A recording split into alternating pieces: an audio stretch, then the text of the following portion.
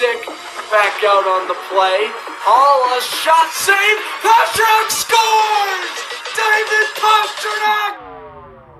I told him.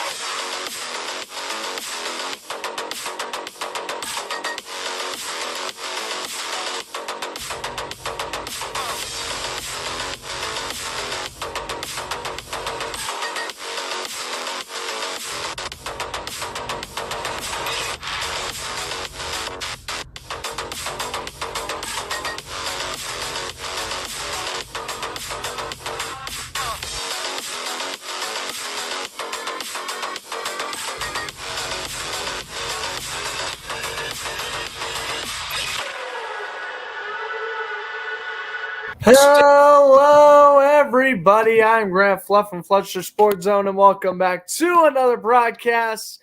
Tonight, we got a late one. First time all year I'm broadcasting a Western Conference playoff game. It should hopefully be a good one. Game 4 of the second round. Dallas Stars, Seattle Kraken.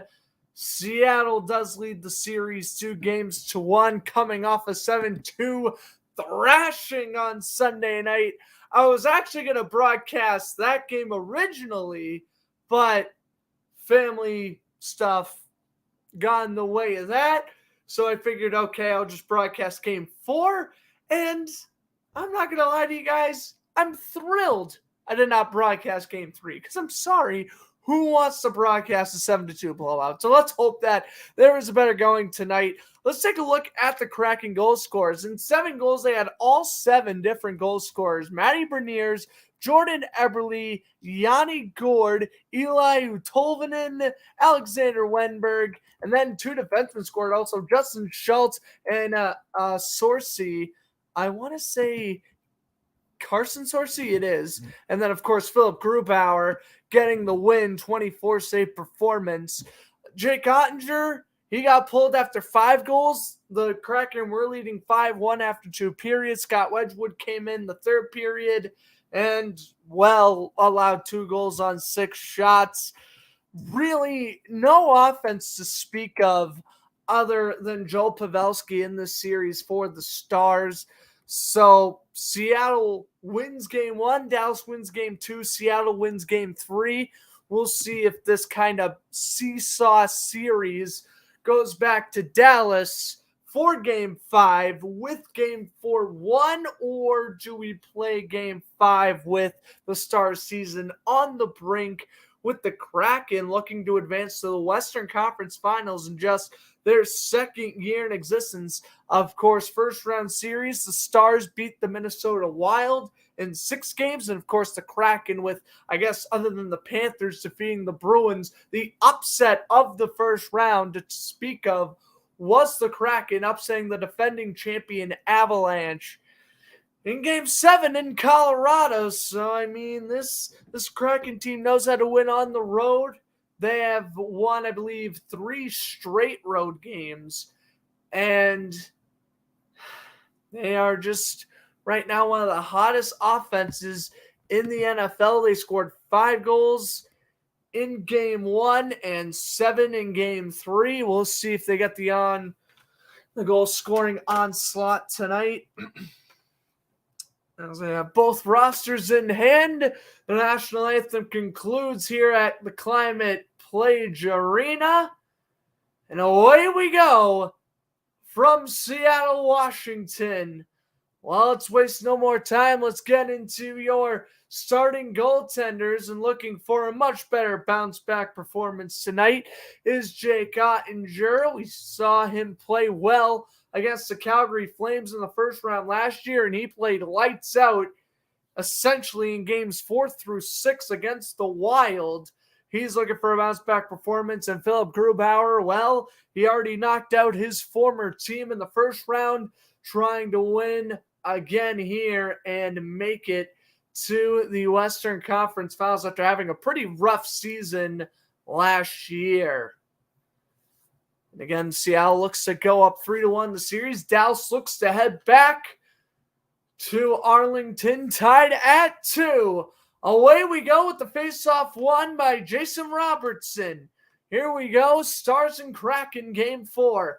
dumped in behind the net, and this is going to be played around by number 24 of the Kraken. That is Jamie Alexiak playing his former team, the Dallas Stars. Shot on goal by Ryan Suter's blocked.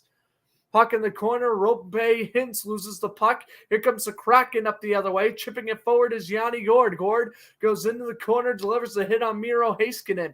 Up the boards. Here is Hintz. Passing it up ahead to Joe Pavelski, who passes it back. Couldn't complete the toe drag was Jason Robertson. Puck goes in around the boards. And slowing it down is Justin Schultz. Schultz will try to play it. Moving it forward. He goes D to D. Kraken at home in their dark blue uniform, Stars with their road whites with green and black stripes.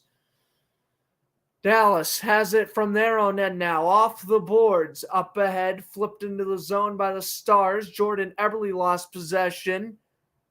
What's up to Evil Hope? Thanks for stopping by. The Bruins already lost. No need to panic. They're out just like the Wild. Here's Grubauer around the boards. Up ahead, here come the Kraken, moving it up the other way, 2-on-2, looking for Eberle. The back pass for Schultz didn't connect, and this one will be cleared out by the Stars.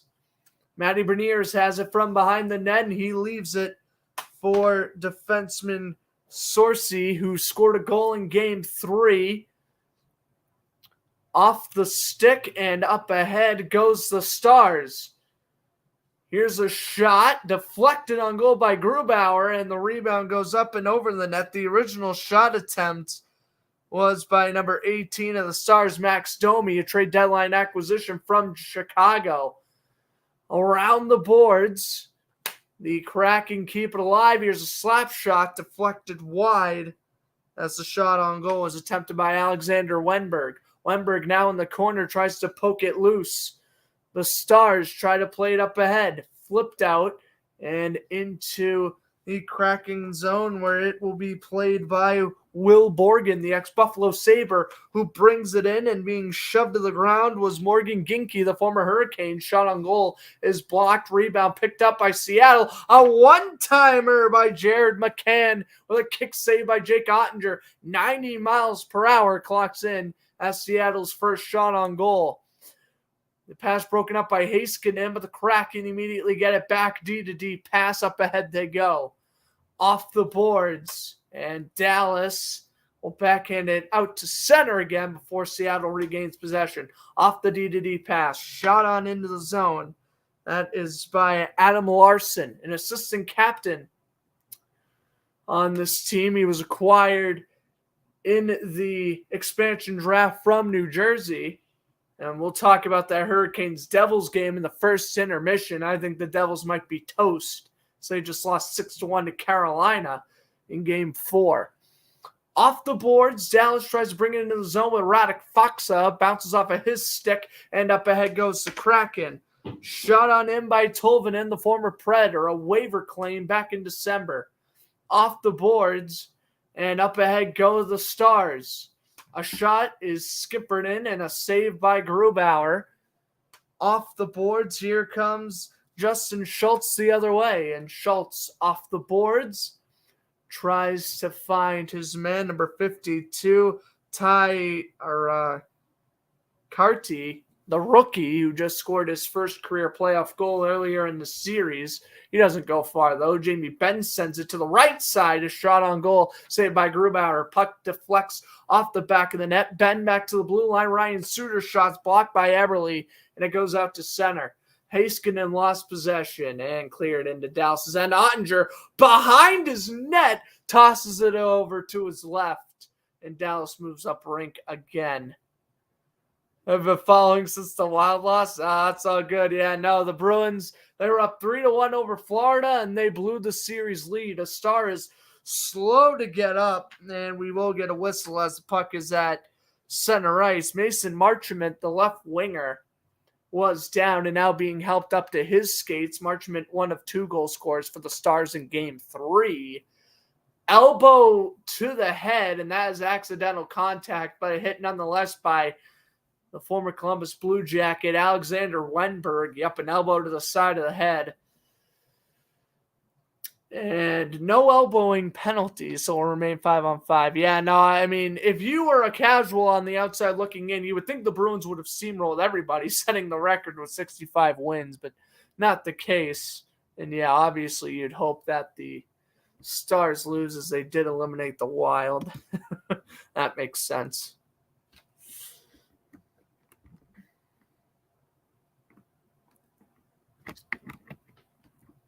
And now they are reviewing it, and I think they're going to look at a potential penalty, but I don't know. I don't think they should call one.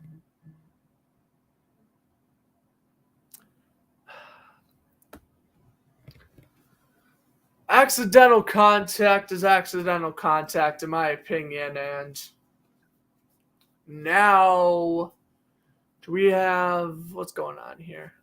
You can watch this game live on ESPN for those wondering. Okay, we do have an issue with the boards.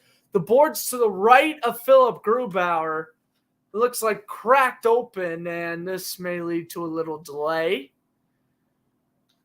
15 minutes, 24 seconds remaining here in this opening period. Still scoreless here in Seattle. Shots on goal are 3-1 Dallas. However, Seattle's lone shot on goal attempt was probably the best scoring chance we've seen all night so far.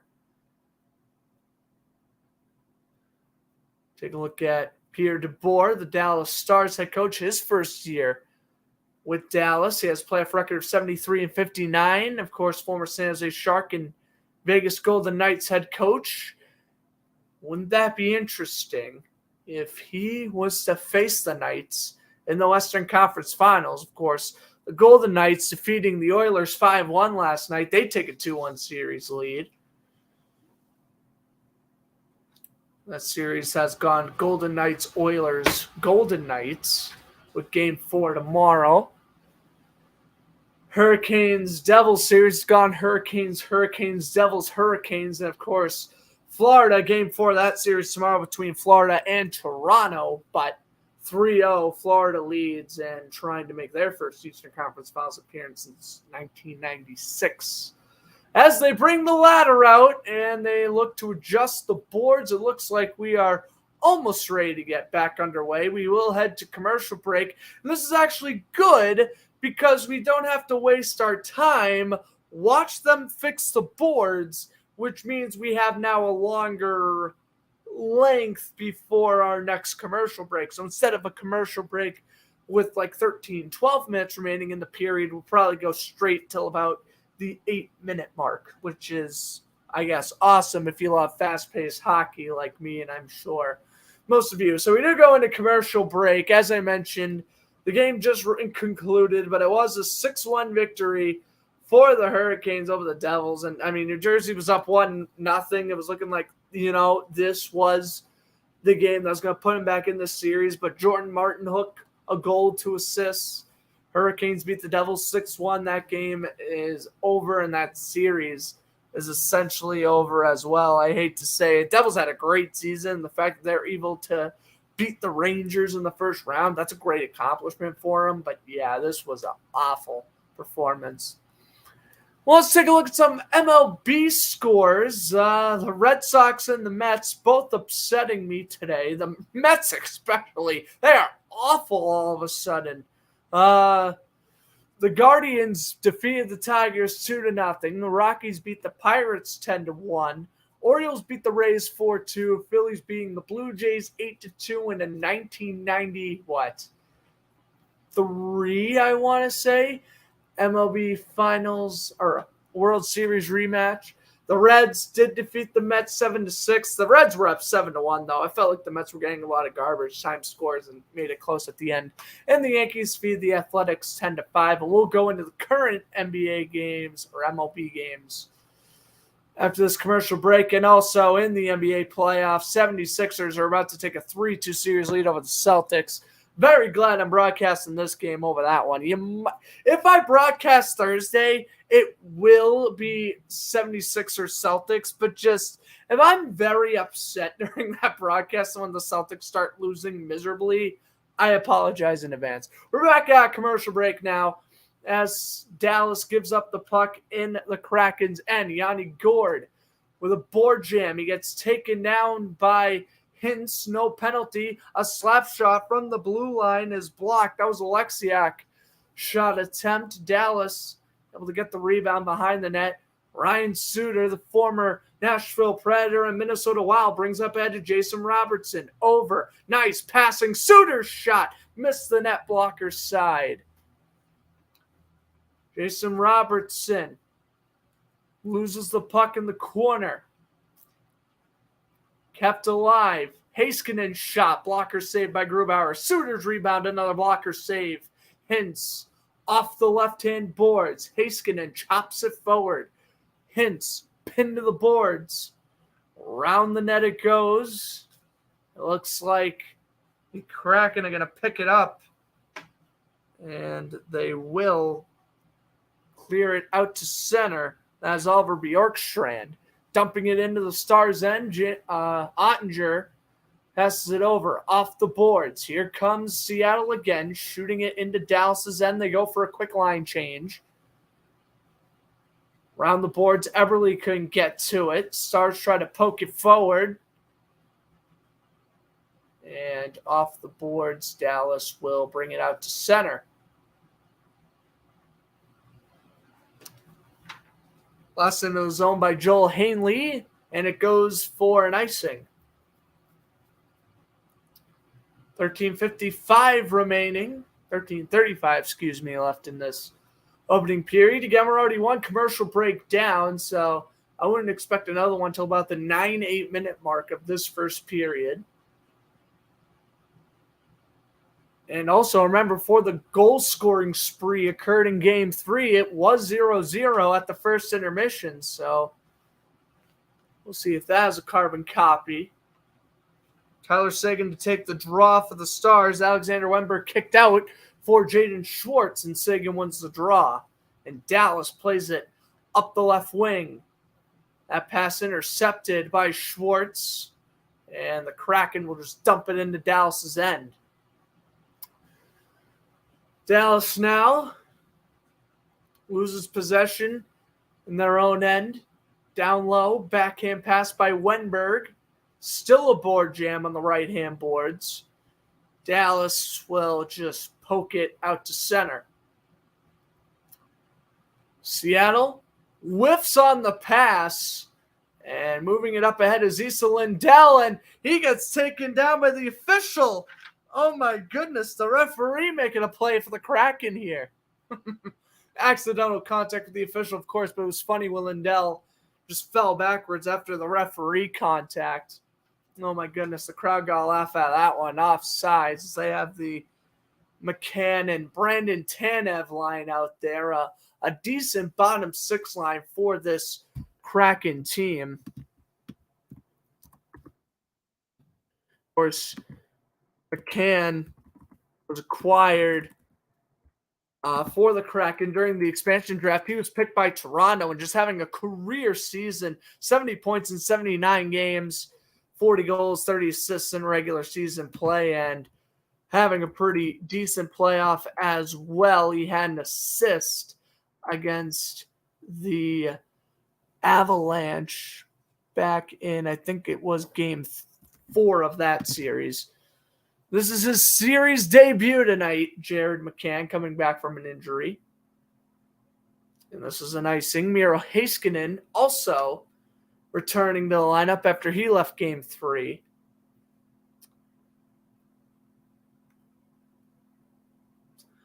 I'll just be saying this right out of the gate. Tomorrow, Wednesday, I will not be broadcasting. And again, Thursday, if this game is great, maybe I'll do Game 5 of this series, but more than likely it'll be Celtics 76ers Game 6. And then I'll get into my broadcasting schedule later on. That shot on goal stopped by Ottinger. Around the boards. Kraken keep it alive at the blue line. Tipped, was blocked. Here's another try. Back to the blue line. A slap shot. Faked it. One-timer is stopped by Ottinger, and that shot attempt was by Schultz. Around the boards. Seattle gets it back. Around the boards again. Nice play by, I believe that's Victor Dunn keeping the play alive. It was Vince Dunn, former St. Louis Blue, and now Alexiak gets it at center. Pass to Yanni Gourde, back to the Kraken defender. Seattle tries to move it up ahead. Good pass up the left wing side. Jordan Eberle goes off sides. With 11:14 to go in this first period. Jordan Eberle has been around the block, former Oiler, former Islander, plenty of playoff experiences with the Islanders, especially going on deep playoff runs in 2020 and 2021. There's Yanni Gourde, good pass to Schultz, but a great pad save by Jake Ottinger. You got to expect more out of him. Of course, he got his 3-year contract earlier this season. He is 21-3 following a loss, and that is including playoffs. So, against Dallas, looking to get back in the win column tonight and even up the series at 2 apiece. Ottinger dumps it over to his defenseman off the Kraken dump-in. Here comes Dallas. Ryan Suter bounces off of his stick. Justin Schultz makes a touch, but I think they call offsides on Suter. 10:57 first period. And the referee coming to center ice. Do we have our first penalty of the game? We do. A slash is going to be against Jordan Eberle. So the Stars are going to go on the power play here. And that is going to be a slash, as we know, on Max Domi. So Eberle, the guilty party. Dallas already out shooting Seattle 5-3, get their first power play of the night. They're 10 for 32 overall in the playoffs, 1 for 8 in the series, equaling for a 31.3 percentage. Miro Heiskanen at the blue line, passes it over to Robertson. Heiskanen shot, missed to the blocker side. Rebound went right to Pavelski. Of course, Joe Pavelski, despite the game one loss, 4-goal performance. That should not go unnoticed. Hintz, Heiskanen, Robertson. Robertson goes in instead of the backhand pass, and he passed it down low for Hintz. Around the boards, Jamie Benn, the captain of this group. Heiskanen shot, tipped on goal by Hintz. The save by Grubauer. Puck bounces off the boards, Robertson. Pass down low, Rope Hintz. Hintz. Man from Finland, and he was a rookie in 2016. Puck out to center, Joe Pavelski loses possession. And the Stars do keep the possession alive, though. They enter into the Kraken zone again of getting Dadonov. Heiskanen to Dadonov. Pass down low to Jamie Benn. Over to Dadonov. Dadonov, the right winger. Back to the blue line. Heiskanen slap shot. Tipped on goal again and a save by Grubauer. 40 seconds left on the Stars power play. Heiskanen lost it. Yanni Gourde also lost possession. Robertson shoots wide to the blocker side. Oh, Gourde was caught napping. He quickly lost possession. And the youngin' Nick Robertson just shot to the blocker side. A little bit more to the right, and that is potentially a goal. But the Stars down to 15 seconds left on the power play. They basically have one last gasp here. Suter to Dadonov. They dump it in around the boards. And Dallas, in all likelihood, as Johnston has it down low to Sagan. 3-2-1. They're going to stay at one power play goal in this series. Sagan a shot. Saved by Grubauer. Rebound goes right back to the former Bruin. Tyler Sagan around the boards. Max Domi avoids the dump by Seattle.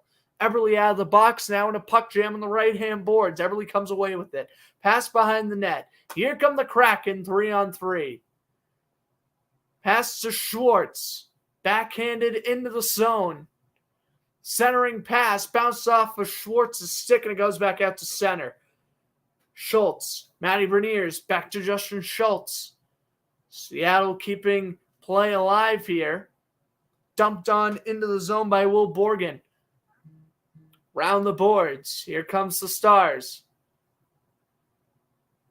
Pass to Faksa. Makes two moves. Shields the puck. Tries a wraparound. Saved by Grubauer hugging the post. Now under 8 minutes to go in this opening period. Still scoreless in Seattle. The Seahawks and Cowboys. It was almost a reality in the NFL playoffs, but Dallas versus Seattle, that is reality in the NHL. Hintz brings it up ahead for Robertson, dumps it into the zone. Rope Hintz back on top of it. Robertson, pass to Joel Pavelski. Pavelski off the boards, back to the blue line, fakes the slap shot. Over to the blue line. Shot on goal saved by Grubauer. That shot on goal was by number 55 for the Stars, Thomas Harley, excuse me. Kraken bring it back into Dallas's end. Harley sends it ahead. Jamie Benn, the quick pass over to the right wing. Shot was blocked. And here behind the net goes Brandon Tanev, former Flame and Penguin. Bounced into the Star zone, and they'll call an icing as it deflected off a Kraken. Ryan Suter on the touch. 6:57 to go. Our first commercial break. About 9 minutes of gameplay, or not. Looked like they were going to commercial break because they took off the scoreboard and said they're just showing an advertisement for Roadblocks. Huh. I know that's a popular game. I've never played it, but I know Roblox is very popular. Anyway, face-off taken to the blocker side of Grubauer, and Ben kicked out of the draw. Dallas wins the draw with Johnson. That shot on goal saved by Grubauer. Rebound goes over the net. A good shot by Sagan, though. Good save by Grubauer going in the butterfly position. And now we get a whistle as I believe the puck went out of play. 6:48 first period.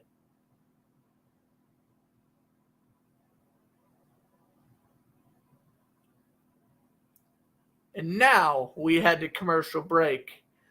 Well, we had a piece of a broken glass. We've had numerous scoring opportunities for both teams. But it remains 0-0 between the Stars and the Kraken.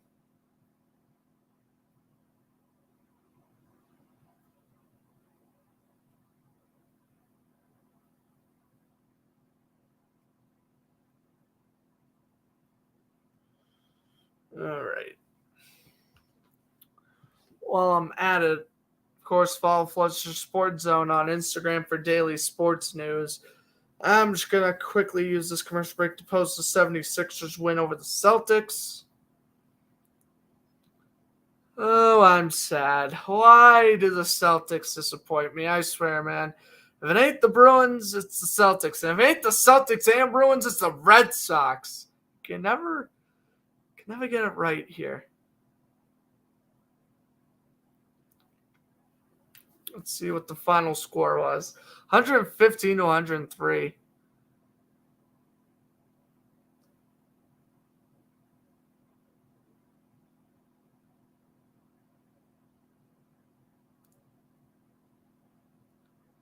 Two series lead. Joel Embiid scored 33 points.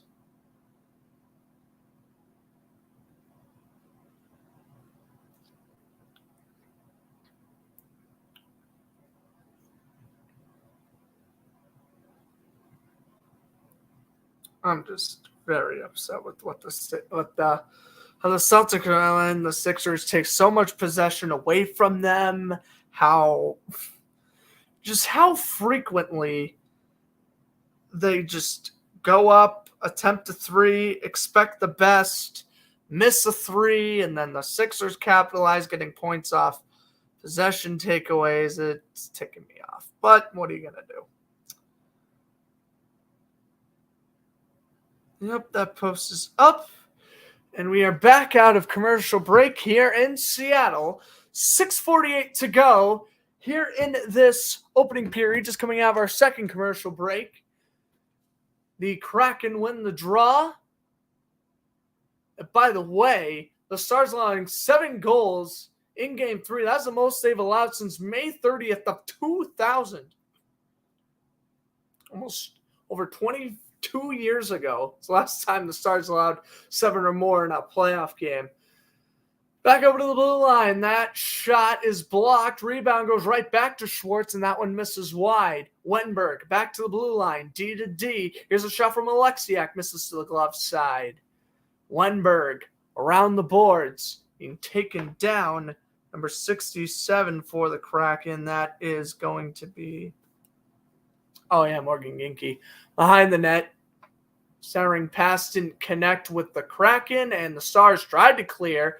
Kept alive. Here's a shot by Schwartz and a save by Ottinger. And speaking of droughts, 2000, that was the last time, before 2020 that the Stars made the finals. Of course, in 2000, they lost to the Devils. 1999, when they beat the Sabres in Game 6, 4 overtimes, that was the last time Dallas has won the Cup. So 1999, and of course, Seattle just in their second year in the league.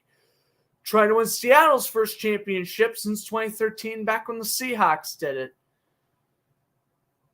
Crazy to think about how the Mariners have been around for so long, haven't been able to do it. The Seahawks have been around for 40-something years, and they've only won one Super Bowl. And, of course, the Supersonics, when they were around, they only won one NBA championship, and I believe that was back in the 70s, if I'm not mistaken. Foxa will pass it back over to the blue line, but it's intercepted by the Kraken. Here they come up 2-on-2. Tanev loses possession, keeps it alive, round the boards, and Dallas is going to jump on top of it. Foxa keeps possession. Kept alive by Issa Lindell, passed down low. Losing possession there in the corner is Luke Glendening, the longtime Red Wing. Up ahead goes Seattle. A delayed penalty coming up against the Stars. They touch. The Kraken are going on the power play. So the Stars didn't capitalize on their power play attempt earlier. Let's see what the penalty is, but it's going to be on Issa Lindell. Interference will be the penalty. And so the Kraken will go on the power play, their first attempt of the game with 5:02 to go in this first period. We are heading to our last commercial break. All right, here we go. Seattle with a chance to take this lead here.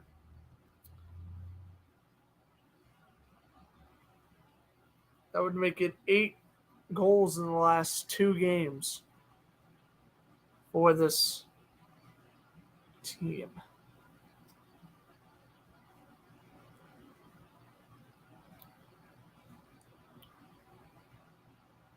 I guess while we're in commercial break, I'll give you guys a little fun fact.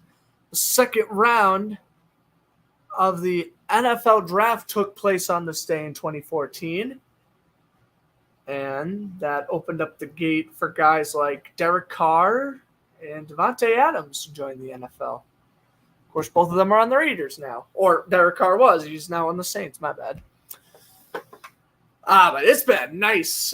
It's been a very nice game here in Seattle so far. You wouldn't expect Dallas to be out shooting Seattle by a lot, but that's been the case, which is kind of surprising. So, what are you going to do? All right, we're heading out of commercial break. Yep, they do call the interference penalty on Lindell. And here we go. Ryan Donato is entering into the zone. It was the former Bruin, Shark, and Wild who got hit. And, yep, hit down low by Lindell. Good call by the officials there. Ryan Donato draws. Lindell will serve his 2 minutes. As we head out of our last commercial break of the period, the Kraken have a chance to open up the scoring at home. Face-off taken to the blocker side of Ottinger. They are 4 for 27 on the playoffs, 1 for 6 in this series, equaling 14.8% overall in the playoffs. Lord, 4 power play goals is not a lot. You want to change that if you're Seattle, of course. Schultz with a pass back to Grubauer, who then leaves it for Jaden Schwartz. Up ahead, Jordan Eberle. Here comes Eberle. Quick pass to Eetu Tolvanen. Around the boards, Kraken fans waving their teal towels, trying to get this offense humming. Schultz down low. Tolvanen losing possession, and rope Hintz with a block and a clear. Up ahead, Alexander Wenberg with steam up the left wing. Up ahead to Tolvanen. Tolvanen's shot blocked. Seattle's yet to register a shot on goal as Dallas goes up the other way. Foxa shields the puck, goes on in, and that's a slash. That is a slash on Jordan Eberle, or rather Vince Dunn. But regardless, it's going to be 4-on-4 for a minute. It was either Eberle or Dunn who committed the slash. And they will give the penalty to Dunn. Let's take a look here. Oh, yeah, it was Vince Dunn. Lumberjack. Slash. And that stick imploded in two. So that power play ripped away. So 4-on-4 for the next minute before Dallas gets their second power play attempt of the night. Faceoff taken here to the blocker side of Grubauer. Kraken win the draw. Alexiak back over to Sorcy. Look at Matty Beniers. Good stick handling as he sends up ahead to Tolvanen. 4-on-4 for the next 40 seconds. Pinned to the boards and squeezing his way out is Beniers. Sends it over to the blue line. Taking the shot. And now going back is Alexander Wenberg. Or rather, Beniers to the final 23 seconds of 4-on-4 play.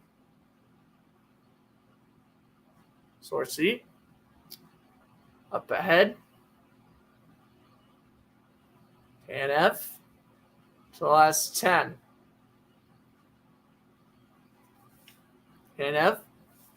Up the left wing, and now he finds his defenseman who passes it back. Stars have a power play now. It goes back to 5-on-4 for the Stars. Hintz. Heiskanen. Up ahead, Rope Hintz. Backhand pass, Jamie Benn. Wrist shot. Scores! A power play goal for Jamie Benn. What a wrist shot that was. He just went back and ripped it. Blocker side on Grubauer. 1-0 Dallas. A little different. The Stars are the team who scores first.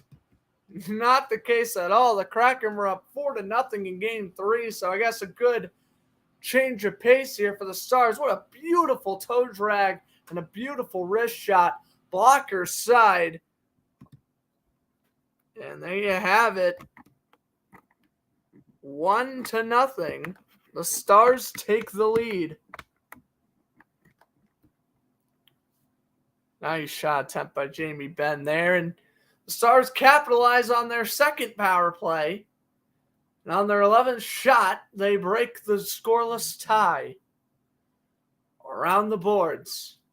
See if the Kraken can answer. Their lackluster power play ripped away with them thanks to the slash by Vince Dunn, and now they trail. Miro Heiskanen, D to Ryan Suter. Lost possession. Tolvanen. And his second goal of the playoffs. Deflects off a Stars stick and off the glass. Dallas tries to send it ahead. Gord steals it for the Kraken. Backhand pass. Centering pass for Tolvanen. He missed it to the glove side. Rebound shot by Alexiak. Saved by Ottinger.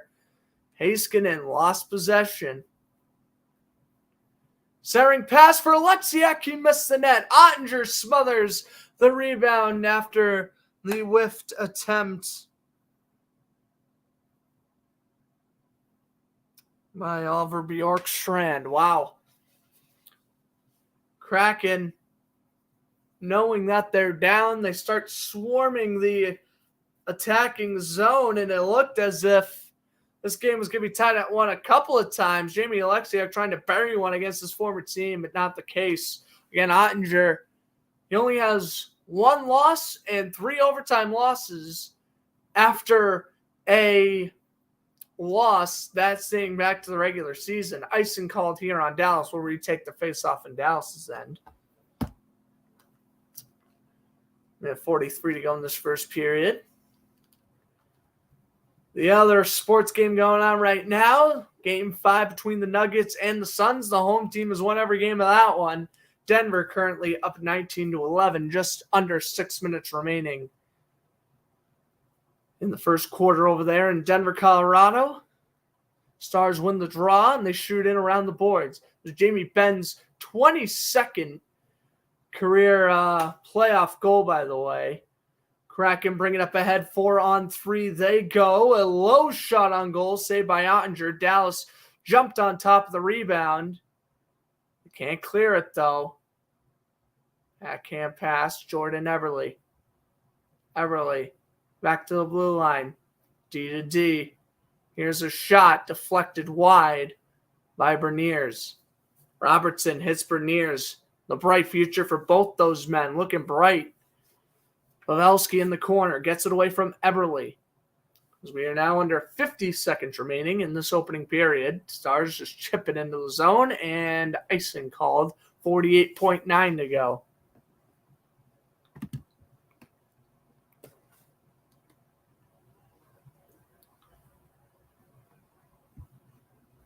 I am not tired right now, but again, I am on the East Coast, so I do apologize if I do get a little tired. I did drink coffee a few hours ago, so I'm hoping that's not the case. What's up, Dustin? Thanks for stopping by.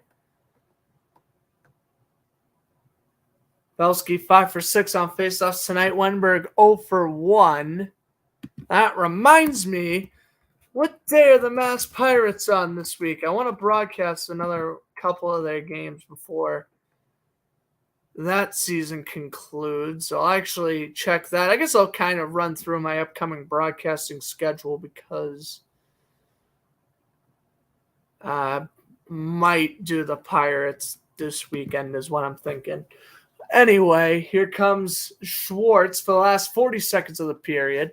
Chips it in down low into the corner. What's up, Zoe? Thanks for stopping by as well. Centering pass out in front. Missing the net was Seattle. Oh, my goodness. Rebound was right out in front, and Seattle couldn't capitalize. Up come the Stars 3-on-3.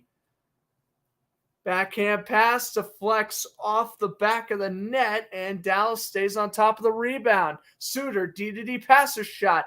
Missed the blocker's side. In the final 8 seconds of period 1, Suter off a stick. Flips it forward for Sagan, but I think that was going to be offsides if Sagan touched. So the Kraken will go to the intermission. Down 1-0 off of Jamie Benn's second goal of the playoffs, and that is a difference maker here. 1-0 Stars at the end of 1. And again, just like in Game 3, Seattle does not score in the opening 20 minutes. Jake Ottinger playing out of his mind right now. Ottinger has only 5 saves, but 4 out of those 5 saves have been pretty crucial. And as for Ottinger, he did allow the 1 goal. Again, great wrist shot by Jamie Benn to get the goal there. Grubauer, 10 saves on the night thus far. That's what we're looking like at the first intermission. Jamie Benn's second goal of the playoffs. Find out when he scored. I guess we could go to Sporkle after I figure out when the next time the Mass Pirates play. Ben had an assist in the last 3 games. He actually has registered now a point in each game of the series. He had an assist in games 1 through 3, and now his first goal of the series, meaning he scored his first goal since the Wild series. Ben, also a very quiet 78-point season. Jamie Benn, he's a Hall of Famer in my opinion. 33 years old. At 847 regular season points, he should crack the 1,000-point barrier, barring an injury or a major fall-off. So, there we go. Oh, you went to the Devils game tonight? I didn't want to talk about it because I know you don't want to talk about it either. What the heck was that? They were up 1-0 and then they allowed 6 straight goals. Sorry you went to the game. That's okay. I know a few of my friends went to the Celtics game tonight and look what happened to them. So, you know, I've learned from watching the Bruins and the Celtics all these years, I don't like. It would be great to go to a playoff game. Don't get me wrong. It would be amazing. But to spend all that money just to have the thought of seeing my team lose, I can't do it. Maybe Jacksonville Jaguars, maybe. But for Bruins, Celtics, Red Sox, Mets, I never see me spending money going to a playoff game. Maybe Bruins too, because I do love the Bruins. But we'll see. I don't know. I'm trying to. Oh, that reminds me. The NFL schedule does come out Thursday. Maybe I should do a live reaction for the NFL schedule. I might be going to my first Jaguars game next year. I'm thinking about either going down to Pittsburgh, probably. Cleveland is another game I'm thinking of, but that's probably way out of the picture. I'm thinking the only chance I have at going to a Jaguars game next year is Pittsburgh.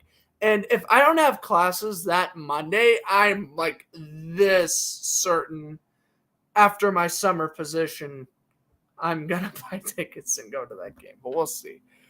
Oh, you didn't have to pay for this one, fortunately? That's good. If I wanted to see the Knicks, you'd have to pay. Oh, I see. The Knicks are down 3-1-2. What the heck, Dustin? Why are your teams losing? And don't even get me going on the Mets. Please don't get me going on the Mets. Dude, we were down 7-1 today to the Reds. I don't care that the final score was 7-6 and Pete Alonso hit another home run, which was his 12th of the year, and he just tied the league lead. I don't care about that. I want to win. This, I swear, man. And of course, I like the Mets and the Red Sox, which are these two teams' most biggest problem. The hitting is never the problem with these guys. It's the freaking starting pitching. You're a Yankees fan. I forgot about that. I'm not going to lie. I don't know why I was thinking you were Mets. I'm thinking of my other subscriber. Oh, I was talking to my buddy Hayden earlier. He usually stops by. It pisses me off, bro. It really does. Yeah, well, how the Yankees doing? They won today, right? Yeah, they beat the Athletics. Well, they played the Athletics. I'll explain it. Let's take a look at the MLB standings. Yeah, so the Celtics are still, or the Red Sox are still 2 games over the Yankees. I don't even know how the Celtics are, or the Red Sox. Why do you keep on calling the Red Sox the Celtics right now? I have no idea. Red Sox are 8-2 in their last 10. I don't know why they've gotten on a hot streak. It kind of sucks that, kind of the same thing as last year. It kind of sucks the Red Sox are in the Central because they'd be leading the division. But whatever. I know the Minnesota Twins were good for a while, but now they've kind of fallen back. So now the Guardians are catching up ground in that division. The AL West is also a crazy division so far. Obviously, the Astros are going to be great. And obviously, the Angels, they aren't good. But with Trout and Ohtani, you never know.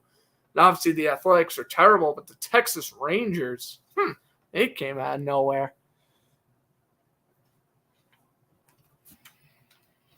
No, that sucks, though. I hope, for your sake, the Knicks and the Devils make it. Well, I want the Knicks and Devils to win those series anyway. So, I'm rooting for them to win in general, but, I ain't looking good for either of them.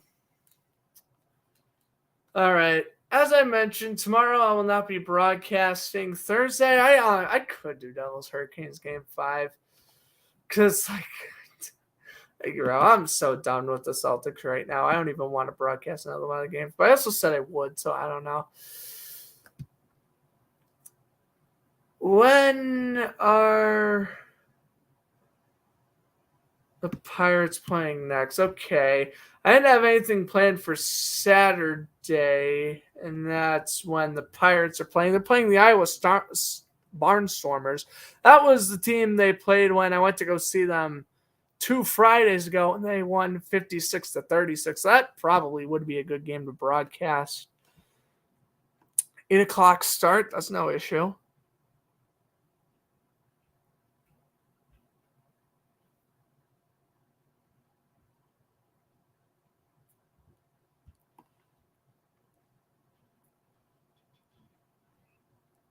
right.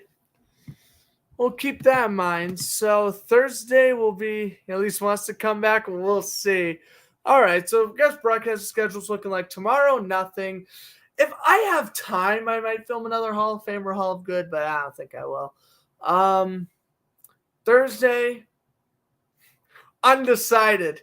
Because I could do game 5 of this series, if this game is great, which so far it has been. I could do Devils Hurricanes because I haven't broadcasted a game from that series yet.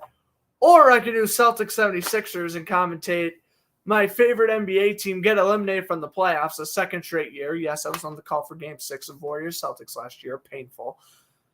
We'll see. It'll probably be Celtics, but if I choose to do something else, one of the 2 NHL games, I guess, will be up for debate. Friday.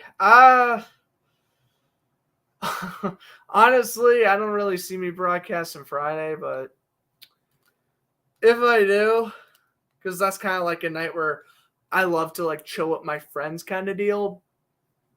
But maybe if Toronto forces game 5, maybe I'll do that Friday. Saturday will be Mass Pirates, as I mentioned, at 8 o'clock.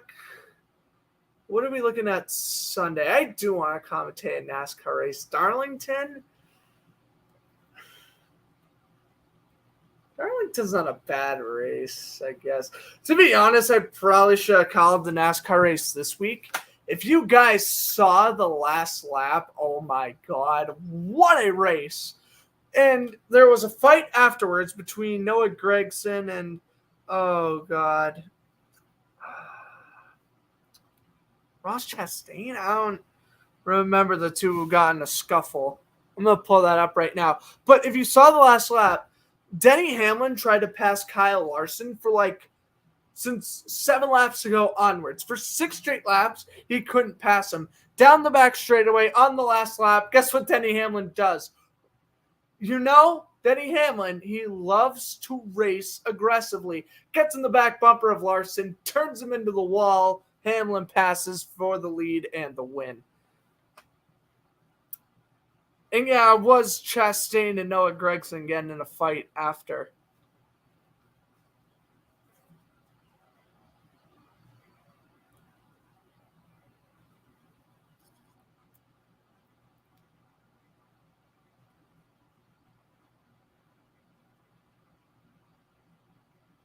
Shohei Ohtani just passed Babe Ruth in strikeouts with 502.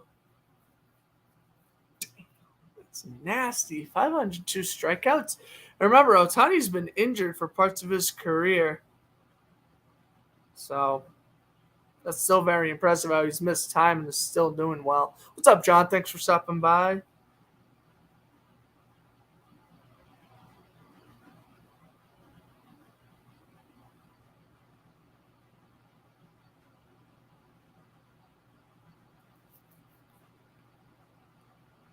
I hope your Tuesday night's going well, John. Let's see. Let's see how the Cardinals did today. They are on now, and they're beating the Cubs 6-4. Well, I hope they hang on for you there. Hope they hang on and win that one. We'll see what happens there, though.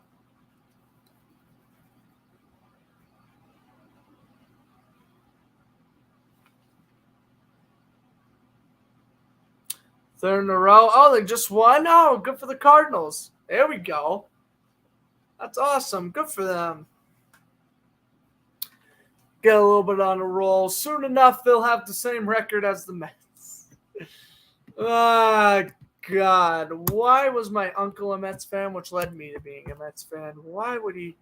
Why? To be fair, he was alive for both the World Series titles, but why? 17 and 18. Bro, this is awful. This is terrible. I mean, at least the Red Sox are above 500, but how long is that going to last? This is just pissing me off. This is really making me upset. Oh, well.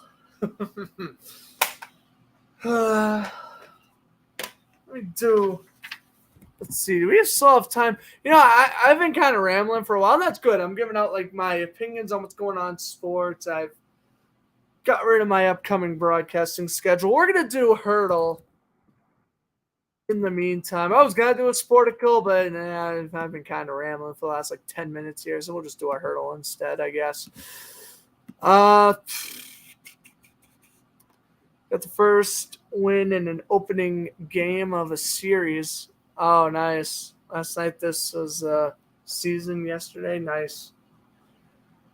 First opening game series win. Gotcha. Okay. So, hurdle. If you guys don't know, 8 guesses to guess the correct player. Only active players, of course. For the age and jersey number, there will be an arrow showing whether I'm close, and it'll turn yellow if I'm close or same division. Who should we begin with? I want to begin with a forward. Let's go with the players on right now. We'll go with Jordan Eberle. Why not? Okay, he is in the Western Conference, and he is numbers 6 through probably 3 or 4 is what I'm guessing. He's in the Central Division. Okay, let's go with Clayton Keller. Okay, we know he's 23 or younger. Oh, that's right, Clayton Keller is 9. Okay. Let's go with Blackhawks. Connor Bedard. Is he in the game? That'd be hysterical. How about the Blackhawks winning the draft lottery? That's something else I didn't even mention. Oh, my God.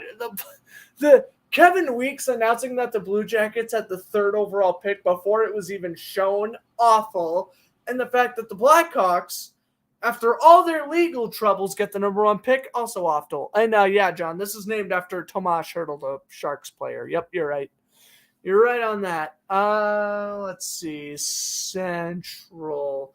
He's not a right winger. Is he a defenseman? Let's see. I'm trying to think of young defenseman in the Central.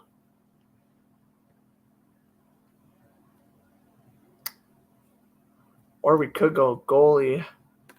Saros is relatively old, I think, right?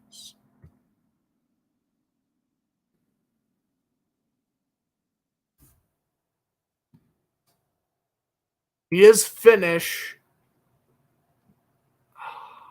He is a defenseman. Tazen Kane left the team. Yeah, I know. I don't like the Blackhawks either. I know. That sucks. Well, what are you going to do? Actually, I just realized you do have the Stars roster next to me. Niles Lundqvist, the failed prospect from the Rangers. He is a Stars defenseman, 23 years old. Well, I have the roster right in front of me here. Let's see who we got here. Defenseman, 23 years old. Lindell is 28. I would have guessed him. Let's see. Miro Heiskanen will be your answer. All right. Totally wouldn't have guessed that. All right. This is my unlimited mode. I thought Heiskanen was like 24, 25, but he is pretty young. All right. We'll stick with the Western Conference here. Cam Fowler. Okay, he's in the West. How about Joel Pavelski? We'll stick it with the Stars train. Okay. Goalie in the Pacific? Is this going to be Binnington? Oh, and he's not a goalie either, so he's a winger. A winger who does not play for the Stars or Blues in the Central. Well, okay. You could guess Clayton Keller here again. Yeah, he's over 4. Sure, we'll guess Clayton Keller again. He's on Arizona. Everyone on Arizona is young, though, so the under 24 doesn't really help me out here. What about Lawson Krause? Left winger, again, a little too old here. What about, and feel free to guess in the chat if you'd like. Coyotes young player, left winger, not named Keller or Lawson Krause. Good question. Let's see. I'm just trying to think of the Coyotes roster on the top of my head. The last time I watched them was when they played like the Avalanche back in like February, and I was like barely paying attention to the game when it was on. We can guess, as I think we're heading out of commercial break here, so we can just kind of go rapid fire guessing here. Ratty, is that who this is? I guess not. What about Jack McBain? 23 years old. Oh my gosh. Everybody on this team is young. How about Barrett Hayton? No, he's 23.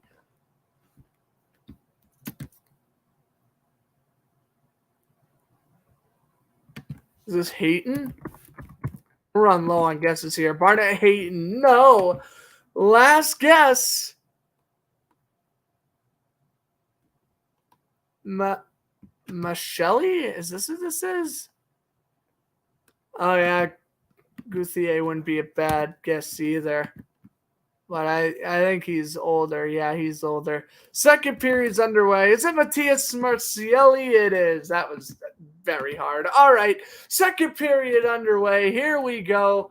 The Stars are up 1-0 off of Jamie Benn's second goal of the playoffs. And we'll see if Dallas can carry that momentum into the second period. I'll probably do Sporkle during the second intermission. I'll recap the sports news, and then we will do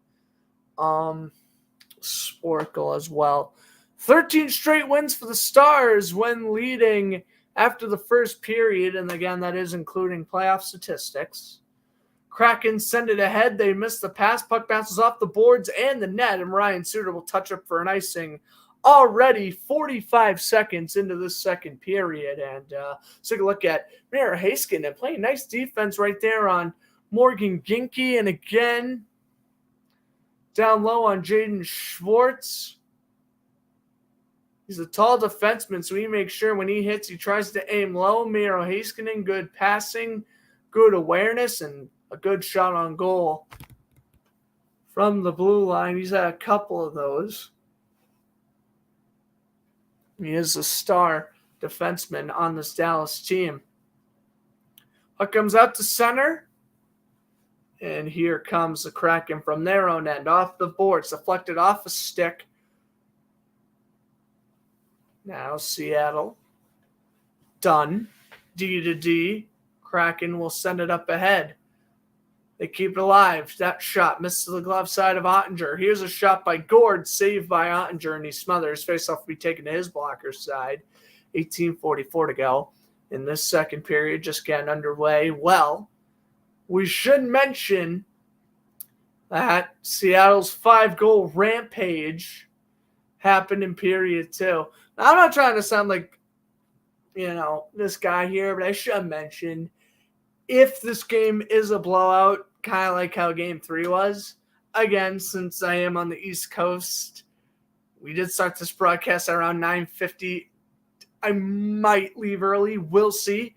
I'm just going to go until either the game ends or I'm wicked tired. But if it is a blowout, I may exit early. Usually I despise ending broadcasts early, but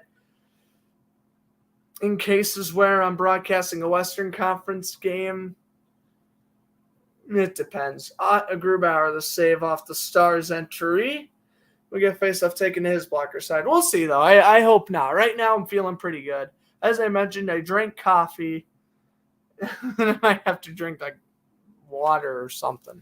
So, try to keep me awake for as long as this game goes, and that includes overtime. I can't promise how long I'll stay. Definitely probably by the, not trying to jinx anything, but I should be staying until at least the second intermission. But we'll see what happens. That shot on goal missed to the glove side. Heiskanen goes on in a shot, and a blocker saved by Grubauer. Stars will lose the puck, and the Kraken try to enter the zone 2-on-2. Wenberg off the boards, trying to chip it forward. Schwartz plays it around the boards. He gets taken down. Behind the net, Ginky out in front, the one-timer attempt. And Wenberg didn't get all of that shot there. Stars clear it back into Seattle's end, D-to-D. Flipped on in, Ottinger the save. Heiskanen off the boards. Flipped up ahead. Fosca lost possession. Kraken will clear. Around the boards. And we have a stoppage. Yeah, it looks like extracurricular activity after the play between Jared McCann and Ryan Suter, and the referee pushes them apart. Like the start game in the Central Time Zone. Yeah, Minnesota and Dallas, both Central teams started almost 9 local time. Yeah.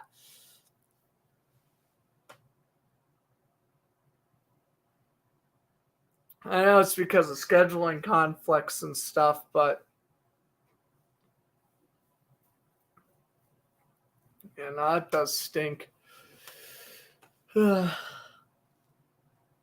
was the same way, like when the Celtics and the Heat were in, I think, the 2020 Eastern Conference Finals, and those games were starting at 8:30. I'm like, why are these games starting at 7? Like, these are 2 Eastern Conference teams.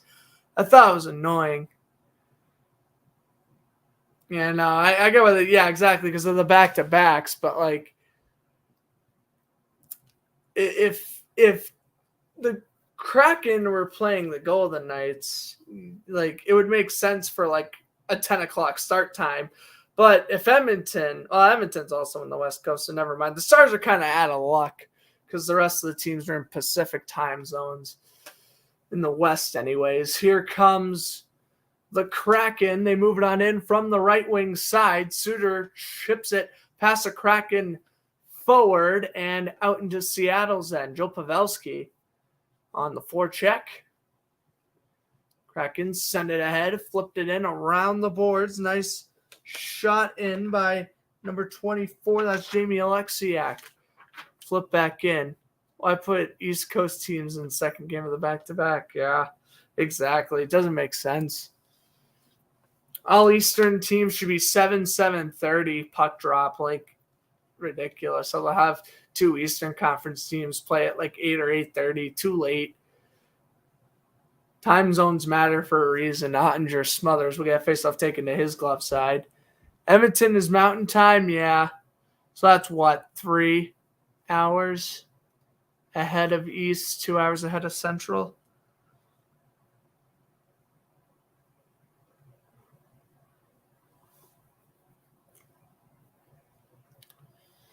Shots on goal 13-7 in favor of Dallas. There's Ty Carty. He has 2 goals in his last 2 games. He has 3 points in the playoffs so far this year. Faceoff was won by the Stars, but the Kraken will bring it up ahead with Yanni Gourde, who just dumps it into the Stars' end.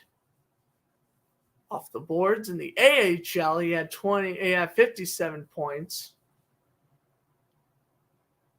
And by the way, Ratty, the 8th player to score a goal in his playoff debut. Shot in around the boards. And, oh yeah, that's what I meant. Edmonton's behind. Run up ahead by Hanley, 21-year-old defenseman. He leads the rush, and a quick wrist shot score!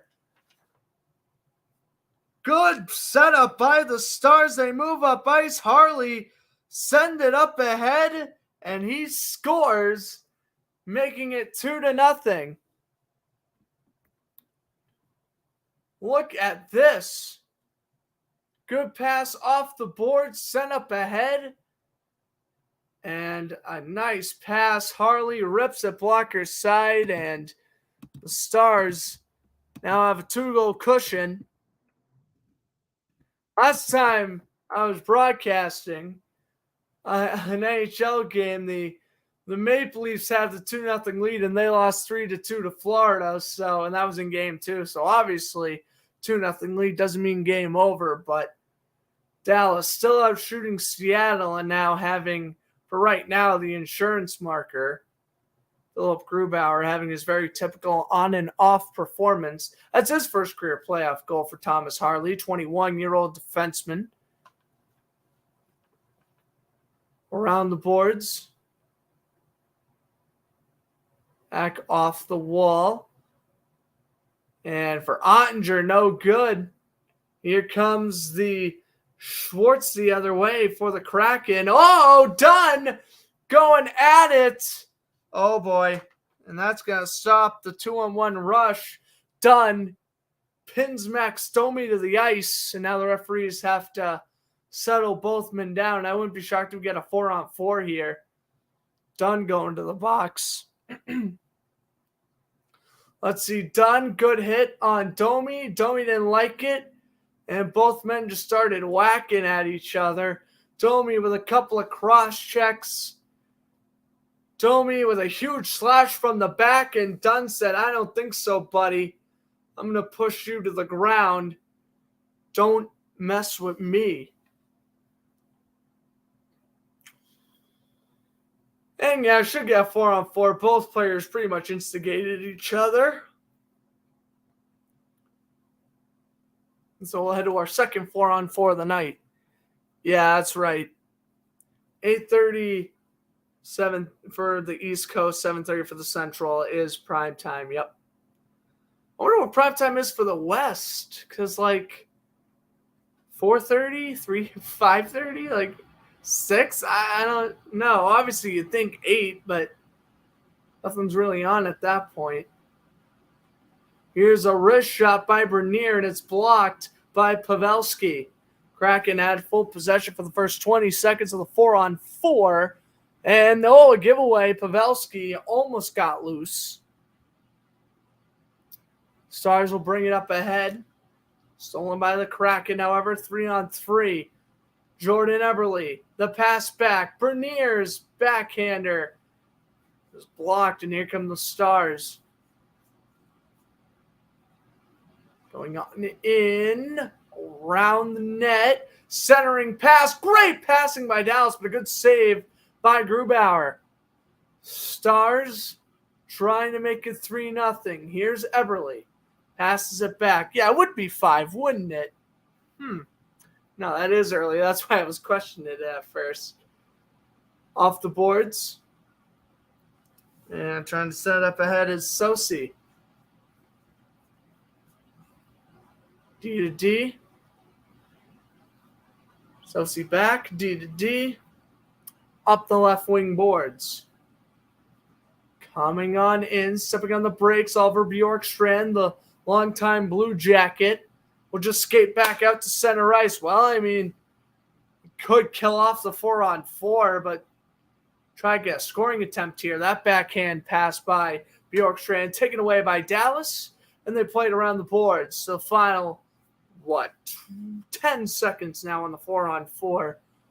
Schultz, D to D, and that's going to wrap it up. So that 4-on-4 felt more like a Seattle power play, but back to 5-on-5, Dunn and Domi out of the box. And puck to flex off a stick and out of play, so we'll get a stoppage.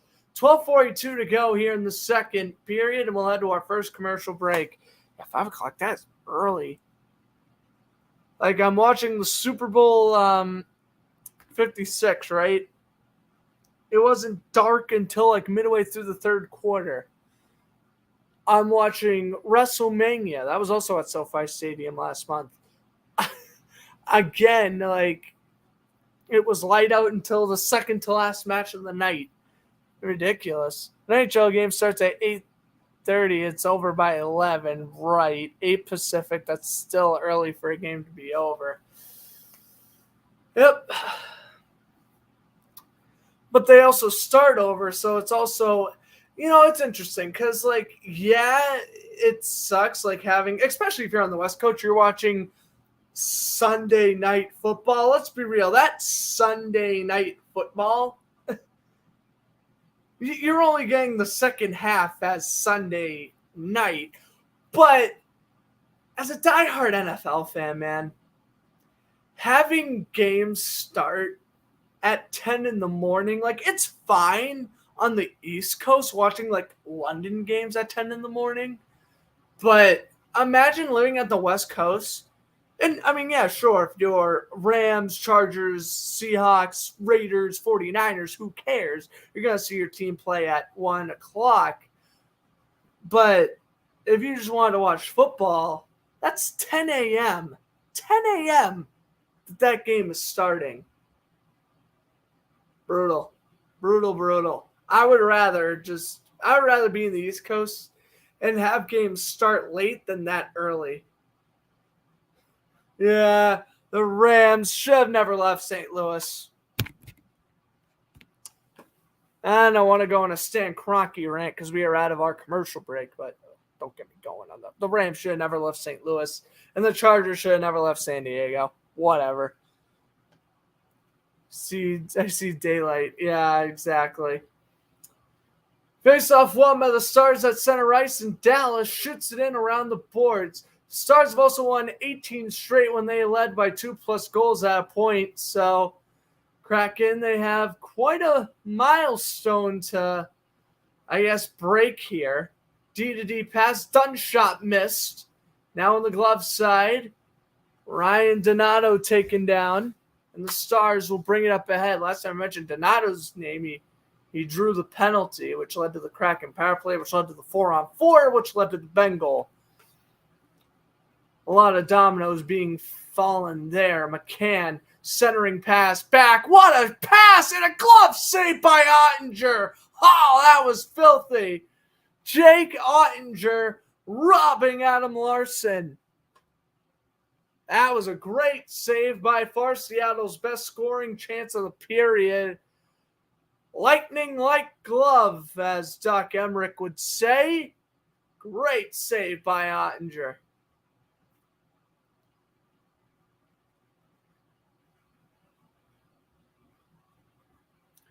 Face-off is won by the Kraken, and the backhand shot on goal missed.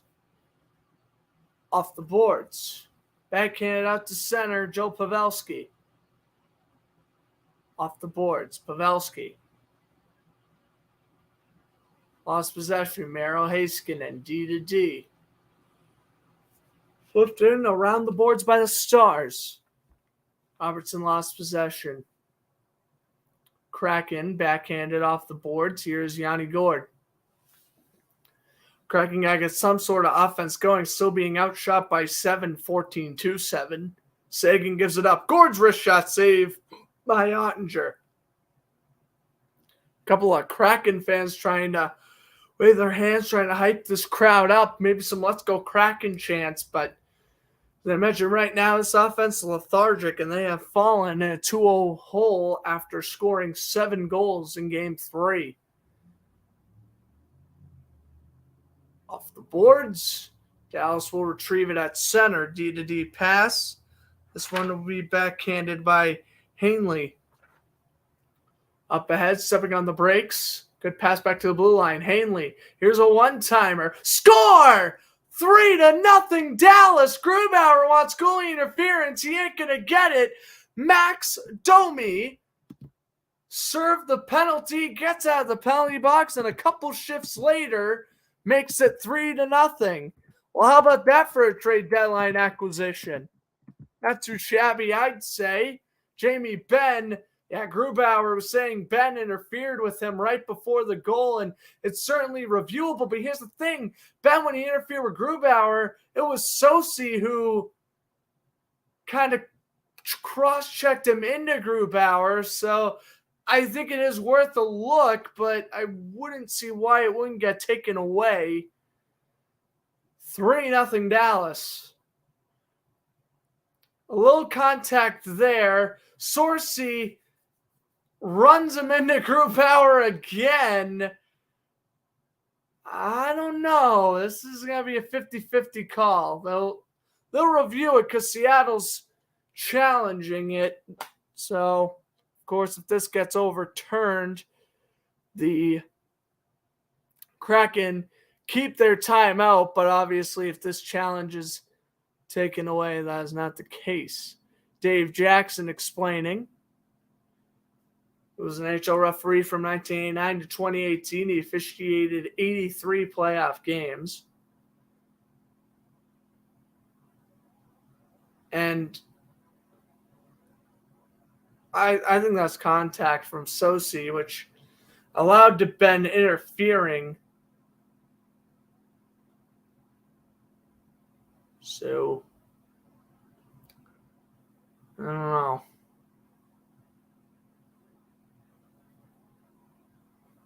Looking at up in Toronto, luckily for them, they only got to worry on the one game right now. Eastern Central teams playing on the West Coast can have games go until midnight. Yeah.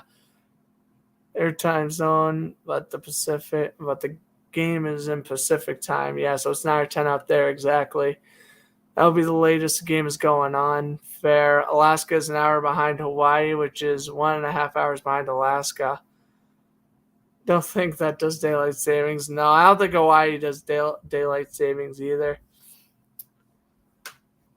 Yeah, I know Hawaii's a little interesting. They're an hour and a half right behind Alaska. And you know what's funny? I remember once I was watching an Hawaii college football game, and it went into overtime, and I remember me and my friend were like, what the heck is college football still doing at 2 a.m? Oh, it's Hawaii. And we ended up watching it, and I literally remember passing out right afterwards. That was back in when? Oh my God, 2018, 2019, something like that. Very distinctive memory, but yeah, once I stayed up until 2 a.m. to watch Hawaii win a college football game. That meant literally nothing to them, but it was cool. There was literally no other sports games on, since it's in the middle of like November or whatever it was. So, yeah. That's also my only association with Hawaii ever, other than I also did a school project on Hawaii last year. But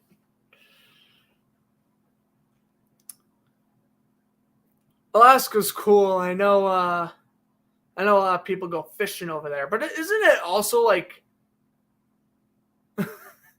when isn't it like in Alaska it's like dark for half the year? It's like 6 months it's like sunny, and then 6 months it's like dark.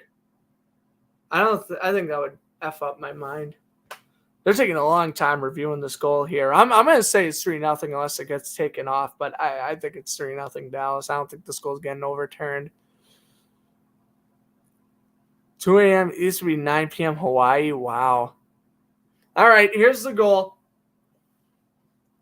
After reviewing on the ice, we do have a good goal. Well, as I mentioned, I kind of figured the goal was going to stand. I know Kraken fans aren't going to like it. And if I was a Kraken fan, I myself would obviously plead no. But, I mean, at the end of the day, yes, Ben interfered with Grubauer, but, how much was Sosi's problem, right? Like, he hit Ben, who then hit Grubauer. So that was kind of tough to overturn. Domi gets his 5th goal of the playoffs, 2nd of the series. And we're going to that point where it's blowout territory, and I might consider ending the stream early. I don't know. I'm not like tired, but when I broadcast on YouTube, I obviously do this for practice for sports broadcasting, of course, but I also want to produce my best work. I don't want to sit through a game and be like yawning throughout like the whole third period. Like if this game is 3-0 Dallas, like I'm not going to lie, it's going to be tough to, make this game entertaining unless Seattle either comes back or we start having a lot of fights or something along the lines of that. So, again, we'll see. Right now, I feel fine, but I don't know. If it's like 4 or 5-0 Dallas at the end of the second, again, I hate the only time I really end broadcast early is either if I have something very busy the next day and I want to make sure I do end the broadcast on time, or, again, I'm tired, so we'll see. And, here we go. Well, this will keep me awake for a little bit longer. We have a little fight after the save by Grubauer. Jamie Benn has a hold of a Kraken, and everyone is bunched up in the corner. Look at Yanni Gourde. He wants to go after Robertson, but they don't drop the gloves. Rowe pins his helmets off. Alexiak has a grab of Heiskanen, and well, there you go. Seattle knows they need a little jolt to try to come back here and stop this Dallas offense from scoring in bunches. And getting a little physical. Nothing wrong with that. Roope Hintz, after Grubauer made the save with the glove, he took another shot at it. Grubauer got his goalie stick, hit him in the leg, and then obviously that's when Yanni Gourde said, yeah, I don't think so. And then Gourde had a hold of Pavelski at one point, and then he went after Robertson. Still a minute 17 on the Stars power play, but wow. Now Roope Hintz in the box. What's up, Sam? Thanks for stopping by. Remember Everton in the playoffs last year? There was still some light during the game. They were an hour behind, right? Yeah. Time zones, big factor in sports, that's for certain. Jamie Benn's going to the box too. So I don't know if that'll make it a 4-on-4 or not. Going to the box also is Adam Larson, and he has a bloody nose.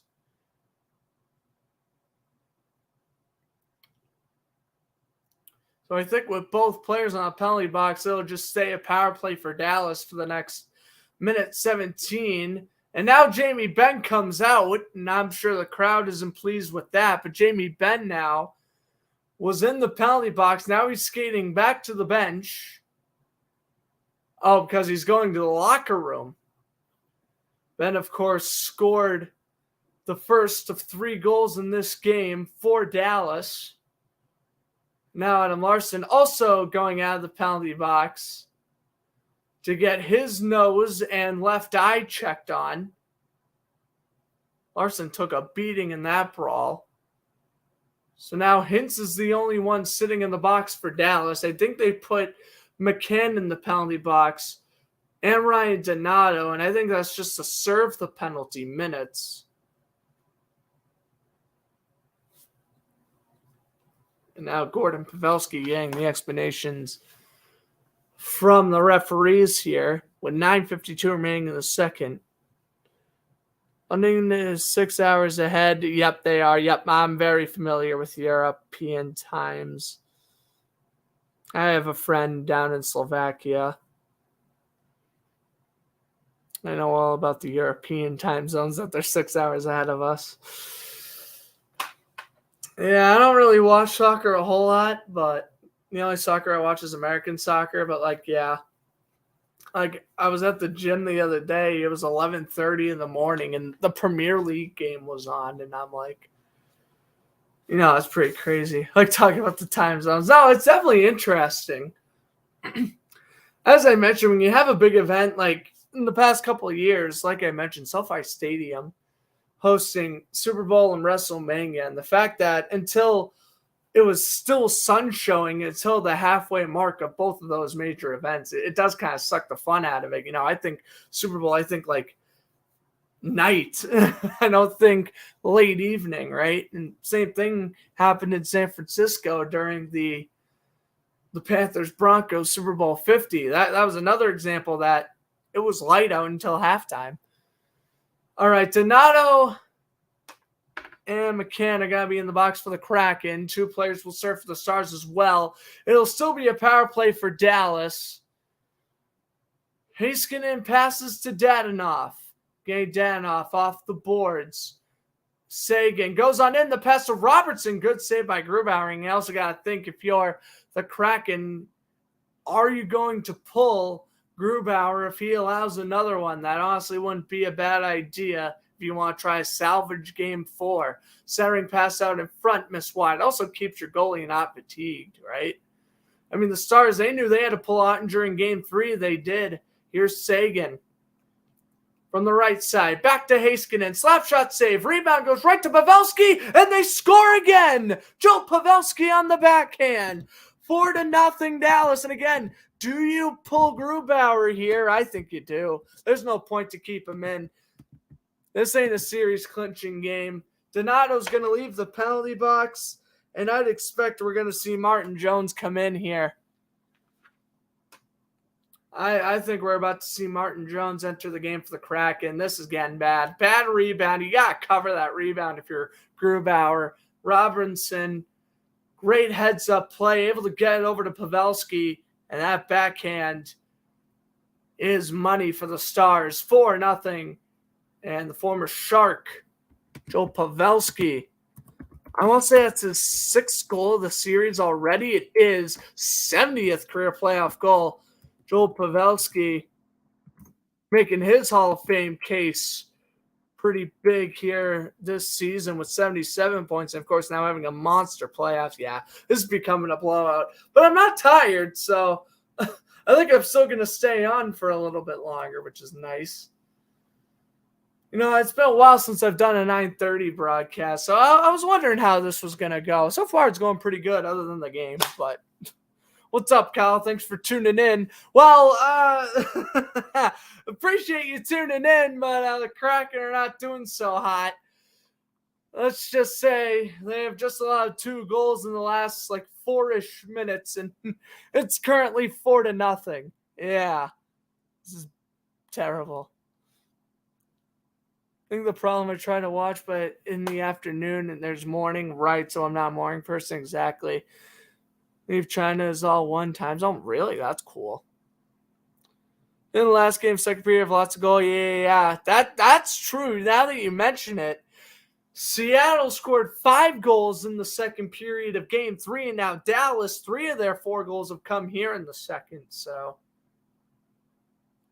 I mean, this is deja vu, but the complete opposite. This is deja vu, but complete 180. Weird. Very weird how this worked, how this game is working right now. Well, I would have said, darn, I would have done Devils Hurricanes, but that was a blowout. And I could have said, darn, I could have done Celtics and 76ers, but that was a blowout. So I guess either way, it was a blowout. How's the Nuggets and Suns looking? Watch. That's going to be the game of the playoffs for the NBA. 52-49. Oh, how wonderful. Because, of course, the Nuggets and Suns would have a great game. Oh, you should have done Nuggets Suns. The last time I commentated the Phoenix Suns, they were in the NBA Finals. And I'm not going to lie to you guys, I don't think I've ever done a Denver Nuggets broadcast ever on YouTube. So I'm sorry for the disappointment. I'm doing hockey, okay? Taste their own medicine, right? Yeah, no, that's what I mean. It's only going to be tied at 2 if Dallas doesn't blow this lead away. So that's what I'm saying. I don't know why Grubauer is still in the game. Again, this isn't a series clinching game by any means. So this is kind of your one breathing room game. Obviously, Grubauer should be the starter in Game 5, but I don't know why Martin Jones isn't in the game right now for Seattle. I don't get it. Commercial break, perfect time to pull him. They didn't. We head out of the commercial break, though. Jaden Schwartz takes the puck for the Kraken. And Dallas tries to bring it up ahead. Ryan Suter off the boards, looking for Miro Heiskanen. Heiskanen off the boards for Vince Dunn. Up ahead to Schwartz. Here's the pass, a shot, saved by Andre. Rebound out in front, and Seattle scores. Jaden Schwartz, the former Blue. Well, don't go anywhere just yet. A couple more goals where that came from, and we could have a game again. Jaden Schwartz with the goal, and they'll break the shutout for Dallas. Schwartz, who had 40 regular season points, and in the playoffs has his 4th goal, 8-point. All right, cuts the deficit down to 3. Oh, boy. They're saying, Grant, we don't want you ended this broadcast early. We'll score a couple of goals and keep you around. Well, fine by me. Keeps me more entertained. 30th career playoff goal for Schwartz. There you go. Deficit's cut down to 3. If they score another quick one, two-goal comebacks are possible here. Go Blues, yeah. That's why I mentioned Schwartz used to play on the Blues. Just for you, John. Donato up ahead. Zips it into the star zone. Ottinger plays it around the boards. Donato keeps it down low. Rainier's trying to steal the puck off of Hanley, and the Stars will bring it into the zone. Where did my Kraken roster go? There it is. I lost my Kraken roster for a second. Around the boards, Hanley loses it to Donato. Puck jam behind the net. Ginky there, but the Stars get possession, and they'll flip it back into the Stars zone. Done. Another former Blue chips it up ahead to Wenberg. Bounces it into the Stars zone to the glove side of Ottinger. Forecheck put on by the Kraken. Here comes Dunn. Dunn a shot. Deflected shot. Rebound. Blocked by Dallas. Off the stick of the Stars, and here come the Kraken again. Dumps it in around the boards. It takes a weird bounce. Ottinger plays it. Schwartz tried to pick his pocket, but the Stars will bring it out to center and back into Seattle's end. Let's go Kraken chant starting from the crowd here in Seattle. Going up ahead. Here's a wrist shot. Blocked. Gord loses the puck, and I will say, for a 3-goal difference, the Kraken offense, they're waking up and they're making this game actually interesting to call. So it makes me happy. If they play with high energy, I guess the more energetic I'll be. Backhand pass by the Stars doesn't connect. Domi down low to Sagan. Bounced off a stick back to the blue line. That shot tipped and saved by Grubauer. Do you want the Panthers or Leafs? Rival or team that beat yours? Team that beat me, man. I want the Panthers to honestly finish it tomorrow. I want the Panthers to win that series. I do. Because, listen, I would rather root for a team that beat me over my rival, which is kind of how I am. The Panthers are a team that deserves a Stanley Cup. You beat the Bruins and the Maple Leafs, you're legit. Like, yeah, they're the worst team statistically hanging into the playoffs. They're legit. Stop it. They're legit. They could beat Carolina, too. I mean, if you could beat Boston, Toronto, Devils, I think Florida, I think that's another sweep. No offense to New Jersey. Sorry if Dustin's still in the chat. I think if Florida beats New Jersey, that's another sweep for them. And I think Carolina, it'll probably take them 6 or 7, but Florida could do it. Who knew all they needed to do was change from Alex Lyon to Sergei Bobrovsky, and look at them now. Kachuk's playing out of his mind. Barkov's an assist machine. Brandon Montour's playing out of his mind. The Panthers deserve it right now, man. That's all I'm going to say. I would rather the Panthers win the Cup. It's kind of like, especially for the Bruins, like you lost to the team that won the Stanley Cup. I can accept that loss. Right now, I can't, but if the Blues were going to, or if the Panthers, were going to win the Cup, yeah. Yeah, Keith Kachuk, Blues legend, back from like the mid-2000s. That's right. Former Blues in the playoffs this year, first time since, 2018. Pat Maroon is not playing hockey past the first round. That is correct. Pat Maroon has been in the Stanley Cup Finals every year since 2019 onward. Of course, the Blues in the second round of 2019, defeating with the hiccups, my goodness, defeating these Stars in Game 7. I don't know why I've been actually hiccuping a lot today, even before I was on camera. I don't know what's up with that. Roski was the goalie. Yep, Columbus. That's right. 2019. I was laughing at the Lightning, but now I know how it feels. Having a record-breaking team lose. Shot on goal, save made. And the Sagan will backhand it out to center. Watching the White Sox game, but I wanted to tune in. Oh, nice. Well, I appreciate it, Kyle. I know the game was tied at 1, better than the White Sox game last night. I'm just a miserable Mets fan right now. I'm not thrilled with how we've been playing. Another loss to the Reds. This is ridiculous. I'm sick and tired of seeing my freaking team lose. Hey, the White Sox are winning. That's good. 4-2. That's good. Face-off taken to the blocker side of Ottinger. Yeah, man. I could spend the whole second period ranting about the Mets. They are really making me upset.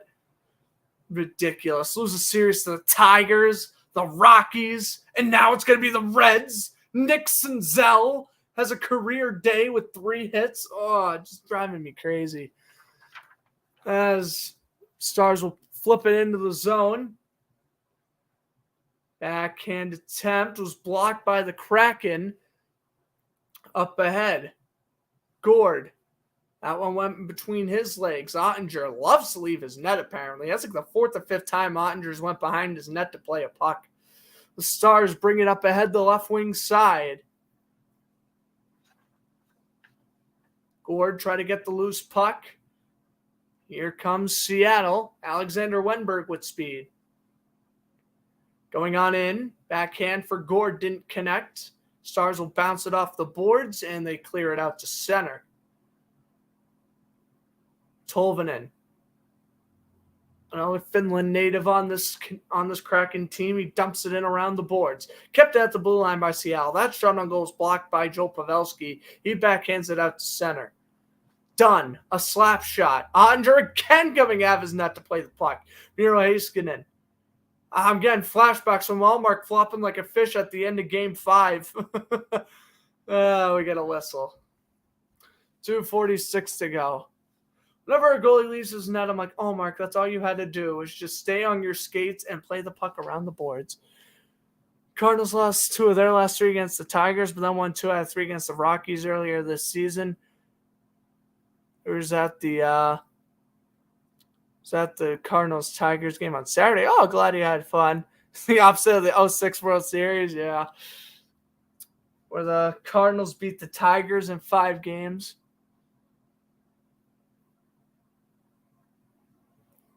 You know, hidden fact about that game, of course, me always researching about sports. What else is new? As we head into commercial break, which is why I'm going to tell you the story. Justin Verlander, when he started, young Justin Verlander, starting Game 5 of the 2006 World Series against the Cardinals, right? Apparently, earlier that day before he started, he went on MLB 2K6. He said, quote, or at least the sideline reporter said, he played as himself against the Cardinals in MLB 2K6 and got lit up in the video game. And Verlander said, quote, that was not a confidence booster.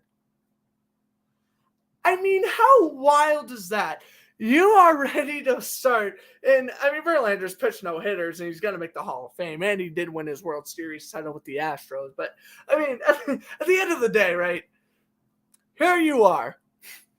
And then we'll be pitcher ready to start an actual World Series game, and you lose confidence because you got destroyed using yourself in an MLB The Show. Hidden fact about that. I like the unbalanced MLB schedule. Yeah, more divisional games. I like the unbalanced scheduling. I just hate the schedule in general because the fact that playoff games start at like 2 o'clock in the afternoon, it's terrible. It is terrible. The MLB marketing is so bad. Like the Red Sox had their lowest attendance for a game since 2000 this year because it was a 1 o'clock starting pitch on a Wednesday. It's so stupid. It's stupid. And I missed the entire game because obviously I had to attend my classes. I'm like, what the hell? I literally missed the whole second half of the Mets opening day game against the Marlins because I had class. And I was literally watching the game in class. I'm like, dude, I'm sorry, but my baseball team comes before class right now. Yeah. White Sox beat the Astros in 2005. We know, Kyle. Backhand, wrap around. Oh, nice block by the Kraken there. Pass down low at the blue line. Here's a shot. Save made by Grubauer, and that one bounces off the side of the net. No comment on that Verlander fact, though. That's funny. I think that's incredible how Verlander played MLB The Show, got lit up, and then that hurt his confidence starting Game 5. I think that's wild that you two aren't going crazy on that. Let's just beat the Cardinals in 05. That they did. That was when Albert Pujols went off, if I'm not mistaken. Stars win the puck battle down low. Luke Glendening tries to get to the puck, and Stun keeps it alive for the Kraken off the boards. Ryan Donato gave it up. Stars still down low, down to a minute and a half left in the second period. Pavelski blows a tire. Backhand pass. Here come the Kraken 2-on-2. Pass to Tanev. It went off his stick.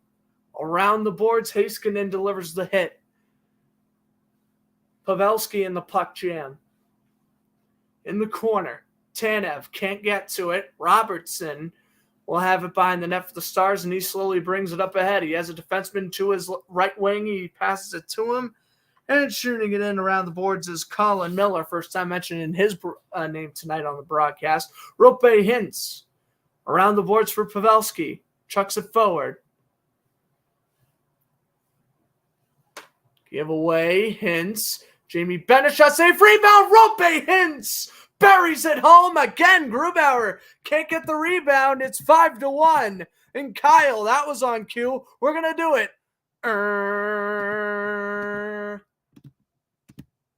Dallas Stars. Dallas Stars. Dallas Stars. Dallas Stars.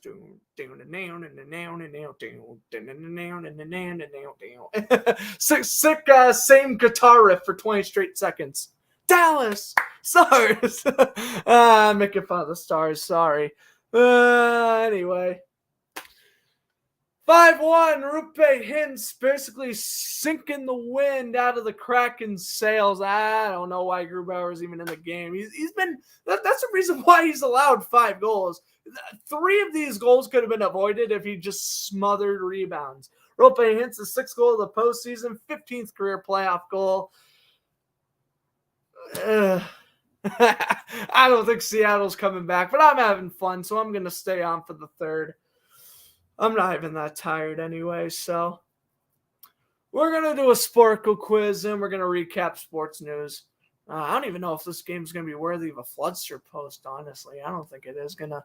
I don't think it's going to make the cut, because I think by the time this game ends is when I'm going to be exhausted. Here's Dadonov centering pass out off a skate. Dallas still keeping the puck alive. Jamie Benn, a shot deflected wide. Well, it was 1-0 at the end of period 1. It is now 5-1 at the end of period 2. And you can't be pleased right now if you're Seattle. Obviously, even if you lose, you can still bounce back in Game 5 and take the series lead. But, well. Grubauer, stop a rebound. Yeah, I wouldn't be shocked if we see Martin Jones in the 3rd. You know what's funny about Martin Jones? Kyle calls him Mac Jones. Because in NHL, they only show the first initial and the last name. He's like, Mac Jones, Mac Jones. I'm like, Martin, but fair enough. Mac Jones. And who's the other one? Oh, my God.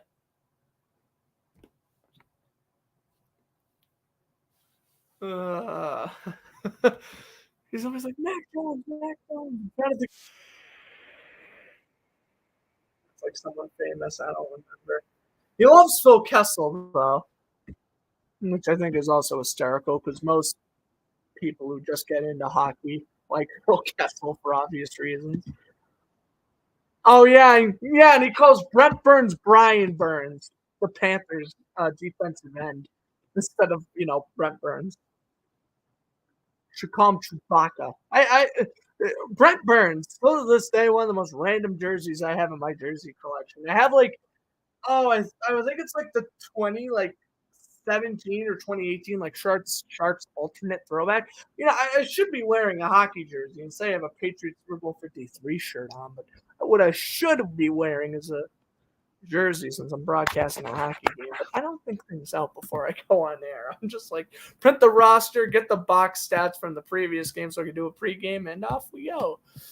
All right, Sporticle is slower than molasses in January with numerous tabs up, so I'm going to exit out a couple of my tabs. All right, what should we do here? I've been talking quite a bit of baseball, and honestly, I've kind of been doing a lot of NHL quizzes recently, so we can do an MLB one. Sporticle will recap the sports news, and I want to do top 5 MLB home run hitters from 1970 to 2009. Put on Lori Korpikoski's Finland jersey. He did play for the Stars. Lori Korpikoski did play for the Stars. Wouldn't be a bad idea. Maybe if I go for a break or something, I'll run upstairs. He's always behind the net to the right if you're watching it on TV. Oh, the same Stars guy at every home game? That's crazy. I've never noticed that, but I only watch like 4 or 5 Stars games a year, and 2 of them are when they're playing the Bruins. So, yeah. All right. No, I don't like the full screen. Oh, how do I go back to There we go. I want this one. There we go. I'm like, I don't want to just show the screen. I want to show my face too. Okay. Pujols, Albert Pujols. I have to get an Albert Pujols jersey. I love Albert Pujols. If anyone's rocking an Albert Pujols Los Angeles Dodgers jersey, mad respect to you for wasting your money. All right, let's get this underway here. Bonds. Pujols actually got me on here. Didn't he lead in 09? We'll go with it. Yeah, he did lead in 09. He's on here quite a bit. That's pretty cool. We'll get Pete Rose. Oh, Pete Rose is not on here. McGuire. Okay, Sammy Sosa. Okay, Mark McGuire, obviously. I feel like my baseball knowledge, like I know a little bit, but it does pale in comparison to my football and hockey knowledge. So, not bad. Yeah. Billy, is that going to be Jason Worth? No, it's going to be Ryan. It's going to be Ryan Howard, though. There we go. Ryan Howard's on there quite a bit. Ortiz should be. What about Ramirez? Haley Ramirez. He's a beast for the Red Sox. I loved Hanley Ramirez. He would always hit bombs in the playoffs. Like he was a decent regular season performer. Yeah, he's on here 3 times. Decent regular season performer, but he just went like off in the playoffs. Ryan Howard's from St. Louis. I never knew that. Yeah, I know Prince Fielder. That's Kyle's other boy, Prince Fielder. Next to Tim Tebow, Geno Smith, and Phil Kessel. Carlos Beltran, Mets legend, not on here. I wish Beltran was our manager. Maybe we wouldn't be in the slump if we actually kept him employed. Just a thought.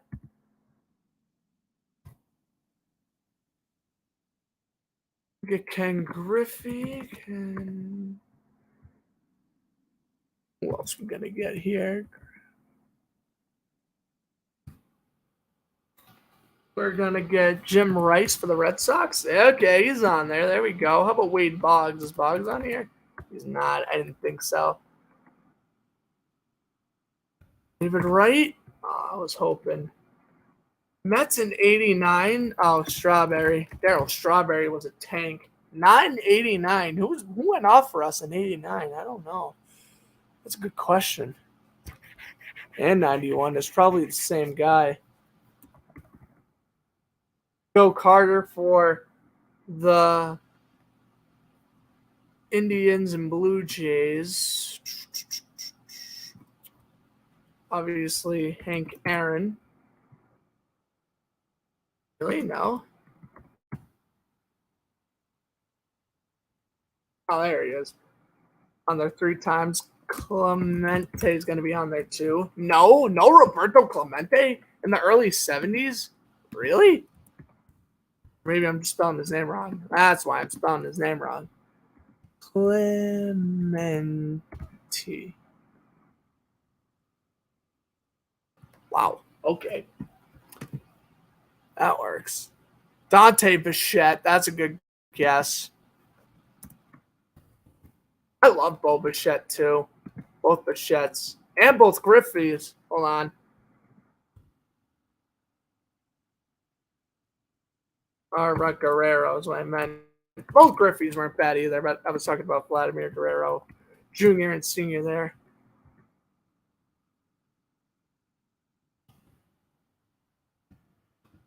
Guerrero was probably top 5 once or twice.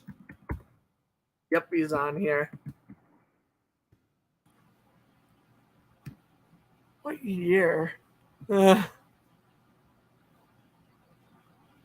With the Expos in 2000.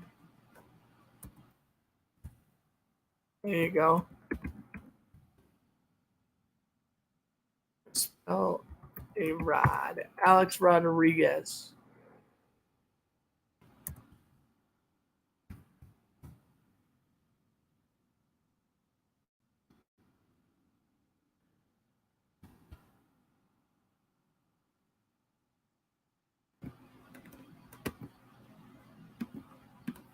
I guess Rodriguez isn't on here.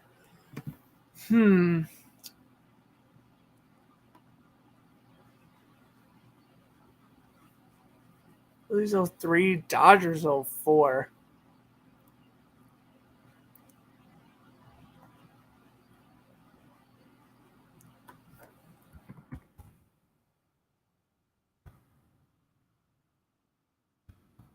Hmm.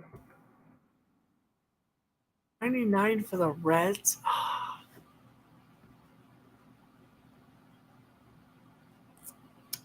Oh, 98 for the Padres. Why do I think that's so easy? It's not, though. As I mentioned, I might do an NFL one after this because I feel like an idiot sometimes doing these MLB quizzes because, like, I know stuff, but not like a lot of stuff. There we go. We got a lot of Mike Schmidt on here. I was about to say, I'm looking at all these Phillies. I'm like, it's got to be Mike Schmidt, right? It was. And for the Red Sox, it's going to be, I bet Carl Yastrzemski is going to be on here. They say you're a fake Red Sox fan if you don't know how to spell Yastrzemski. I don't know how to spell Yastrzemski. And I'm not a fake fan. He's not even on here, so that's fun. Nelson Cruz, maybe. No, that was a decent guess, though. Nelson Cruz is currently on the Padres. Who's that Padres guy in 98? Oh, my God. We can guess Kirby Puckett. Oh, no. It slips on the tip of my tongue. He literally played in the same era as Kirby Puckett. Oh, my God. Tony Gwynn? Was that who I was thinking of? That's who I was thinking of. Yeah, Gwynn. He's not even on here? What the hell? Who is this guy? Who are you, sir? Cliff Lee on here? Oh, Derek Lee. I got that one by accident. Diamondbacks and Reds, eh? Mets. And it wasn't Beltran or Wright in 08. Rockies and I-7.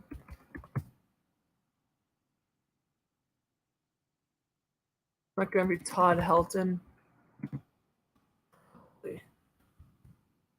No. What was this? 97? Yeah, and it's not Todd Helton. Ooh. Andrew Jones. Oh, we could get Chipper Jones. Yeah, we did get Andrew Jones for the Braves. Kind of surprised Chipper Jones isn't on here, though. Giants in 94, other than Barry Bonds, eh? I'm not sure. I feel like 92 for the Rangers is kind of easy, too, but I'm blanking on it. Orioles. I mean, that's just, Cal Ripken Jr. That's just the first guess that comes to mind when you think of that. Cubs. Ryan Sandberg? It is Ryan Sandberg. Got a little bit better here. This is about how I expected it to go. Henderson. I know he was a stolen base king. I also love Dave Stewart, the pitcher. I don't know if I can come up with really much more athletic hitters other than Catfish Hunter. I guess I could guess him, but that was back in the 70s. He's not on here. What else? Really? Pete Rose isn't on here? I guess he's not. What about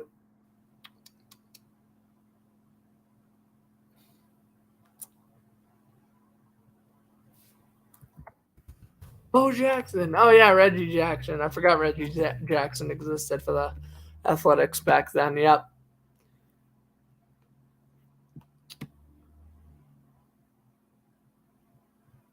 I mean, 80 out of 200. I'm pretty proud of myself. This is kind of what I expected to get. I guess Robin Yount. Is Robin Yount on here? No. Presently, Ryan Braun is, and I guess he was more 2010s, though. I think it's going to be all she wrote for players I'm going to guess on here. It's, it's a funny thing. I probably have all these guys' baseball cards somewhere in my room. 2006 Washington. Just one last guess. Is that Ryan Zimmerman? It is not. All right, let's see if I look like an idiot. Yankees in 07. No, wait a minute. Before I stop it, hold on. I gotta guess. There is one obvious player I've yet to guess. Ichiro!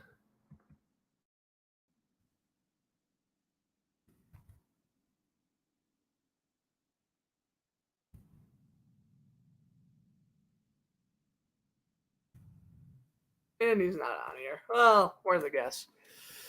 Any other guesses from the chat? Nope. All right, we're giving up. Who did I forget? Adrian Gonzalez.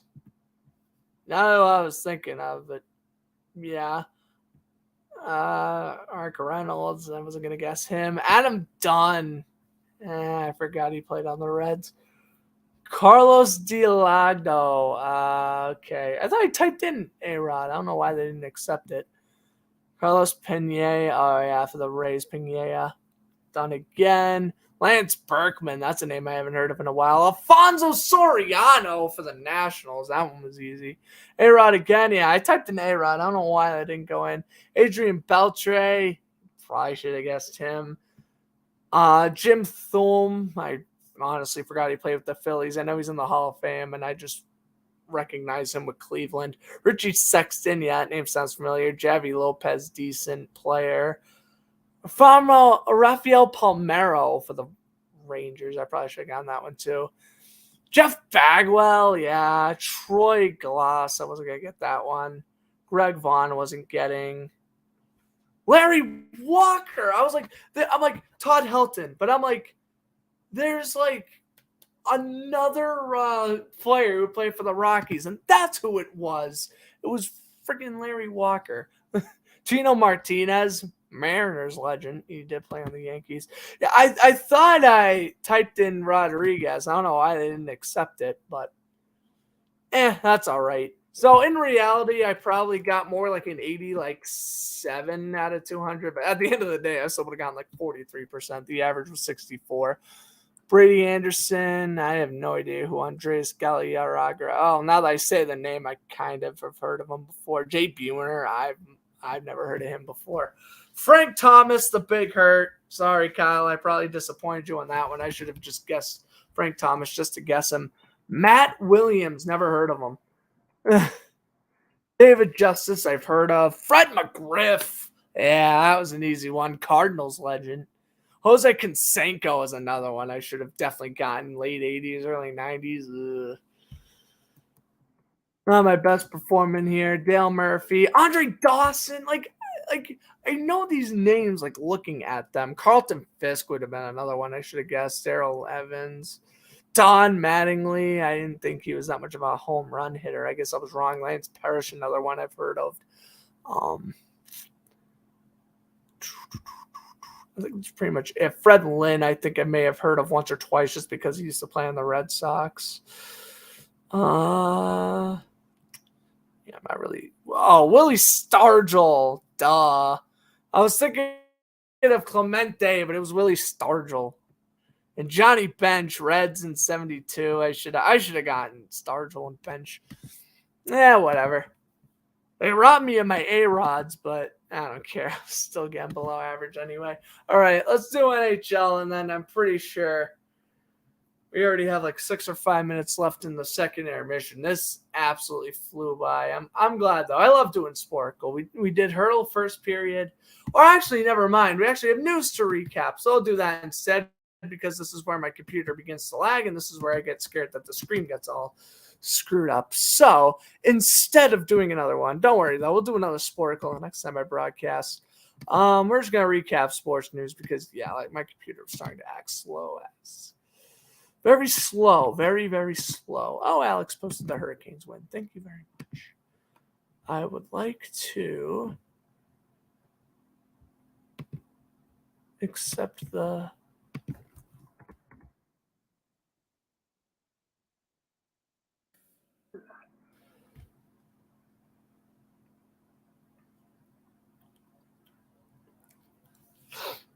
You're annoying.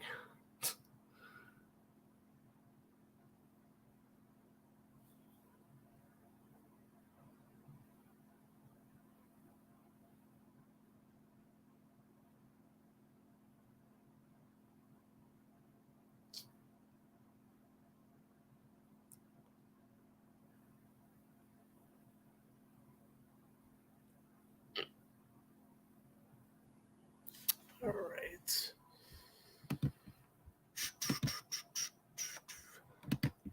Refresh. There we go. All right.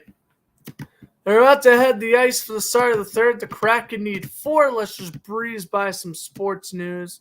That has happened over the last 48 hours. Well, 24. Not much to do. I'm doing hurdle. 25-year-old American in the Pacific, not the Ducks, Golden Knights, or Canucks. Actually, I have the Kraken roster right in front of me. Try Morgan Ginky. I would probably be the safest bet if you're going to go Kraken player. All right, wait, nothing happened yesterday other than Bernard and the Lakers winning. Nothing else of note. So we're going to go into today's news. The Mets, he's not going to do anything, but Gary Sanchez signing with the friggin' Mets. I hate life. I really hate being a Mets fan. Gabriel Landeskog out next season for the Avalanche. That really stinks. And we had 2 passing away today. Denny Crum, former Louisville College head coach, and former NFL QB Joe Kapp. And lastly, the Reds CFA pitcher Luis Cease after 7 games this year. No Seattle, not left wing center defenseman. So right winger goalie. I don't know, man. Maybe it's like a young Sharks goalie or something. As we are underway here in this third period, Jamie Benn brings up the left wing, pass to the right side. Heiskanen shot save. Dadanoff goes up high and wide. Is that a goalie change? Yes, Martin Jones. They took my advice. Martin Jones is in the game for the Sharks. Well, it's about time. Or for the Kraken. He used to play for the Sharks, though. They took my advice. Martin Jones went from one of the worst teams in the league to the Flyers to one of the best in the Kraken, and here he is in a playoff game. But he's down by 4 goals, though. We'll see if Seattle can again try to make this game, score a couple of goals and keep their fans around until the end. At least make it a valiant effort despite the loss. Good check there at center ice by the Kraken. And it's not the Oilers either. Ooh. Kings. It's got to be LA Kings. I don't know who, though. Or the Flames. It's got to be Kings or Flames. Everly dumps it ahead. Here is a good check in the corner by Berniers. Off the boards and out to center. Kraken go D to D. Bring it up ahead off the boards. Here comes Seattle. Down by 4, but refusing to quit. Round the boards it goes. Seattle pokes it loose to the right-hand boards. A shot on goal. Tipped. Saved by Ottinger. And Ryan Donato lost the puck on the rebound attempt. Sent up ahead by the Stars and flipped into the zone by Mira Heiskanen. At this point, I think the Stars are just content with playing dump and chase hockey for the last 17 and a half of this one. Now, I don't blame them. Why risk injury or exert more energy in a game you essentially have won? Skating back at him, Larson, who suffered a bloody nose and a black eye after being in a second period scrum. He's back out there, though. Good hit by Oliver Bjorkstrand on the left-hand boards. Back out to the blue line. Seattle trying to keep it in. Down low, Bjorkstrand working against Heiskanen. Bjorkstrand around the boards. Here's a shot on goal by Alexiak. Save, rebound, went wide of the cage. Yanni Gord around the boards. Larson has it, D to D. Spitting away with it now is Vince Dunn. Dunn trying to become the second former Blue to score tonight. Pass out in front. He scores! Good passing. There was a delayed penalty. Yanni Gord and Ryan Suter going it after the whistle. And the goal scorer for the Seattle Kraken is Oliver Bjorkstrand. And that'll cut the deficit back to 3. It's 5-2. Oliver Bjorkstrand, a beautiful rip shot, blocker side of Ottinger. And the Kraken staying around in this game. Bjorkstrand actually came from behind the net out in front. Excuse me, Jaden Schwartz will get his second goal of the game. Bjorkstrand got the assist. Well, Bjorkstrand led the goal celebration line. That's why I thought it was Bjorkstrand. My bad. Schwartz second. 16 and a half to go. They need 3. We'll see what happens. Schwartz 31st playoff goal. And the Go Blues comment from John, as per usual. Walker Dueller from the Flames, right winger. I've never heard of him either. Probably some guy who's getting repeatedly called up and down at the end of the year. Dale Sutter didn't know what the heck he was doing. I'm glad Calgary canned Sutter when they did. He's not that great of a coach. Yeah, he won the Kings 2 cups, but I mean, look at how quickly the team fell off after that. That was a team that should have been a dynasty and missed the playoffs in 2015, lost in 2016, and then after 2017, they began a rebuild. It was a retool because now they're back in playoff contending form, but now they can't beat Edmonton in the playoffs, so stinks to be the Kings, I guess.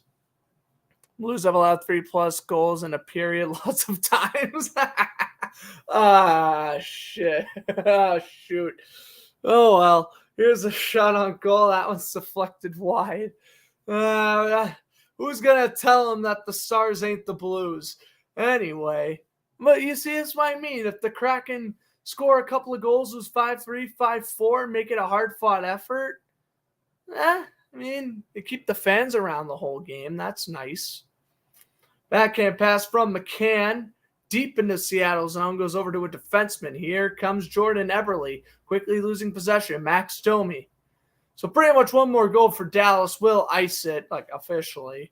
Kraken sticking around, but even then, I think if Seattle doesn't score in the next probably 4 to 5 minutes, this game is still probably over anyway. Nick Robertson's shot, try to go wrist shot, glove side, but Martin Jones makes a save. I believe this is, if I'm not mistaken, Martin Jones' first appearance of the playoffs, which is funny because, again, in Game 3, it was Scott Wedgwood's playoff debut for the Stars. Scott Wedgwood, man, I mean, he's a decent goaltender. It kind of stinks he got injured a lot because he was great with the Devils. He was solid with the Coyotes, and I believe now with his second year with the Stars, he's a good backup goalie for Ottinger. And now Grubauer has allowed 7 goals in 2 games. He's riding the pine for the rest of this one. I'd expect, unless they miraculously come back, I'd expect Grubauer gets to start Game 5. But, I mean, you never know. If Seattle comes back and wins, maybe you want to start Martin Jones Game 5. Again, it's a trial and error game. You're not facing elimination yet. Do what works for the team. Something I wish the Bruins did. I wish they started Jeremy Swayman in Game 5 or Game 6 and not Game 7. I've preached this before. It's okay to switch out goalies after they've been playing repetitively in the playoffs. That backhand shot went wide. Here comes Bjorkstrand, the man who got the assist on the most recent Kraken goal. Shoots it in around the boards. Kept alive by Schwartz. Down low, Bjorkstrand. Bjorkstrand tries to find the centering pass out in front. Stars will steal.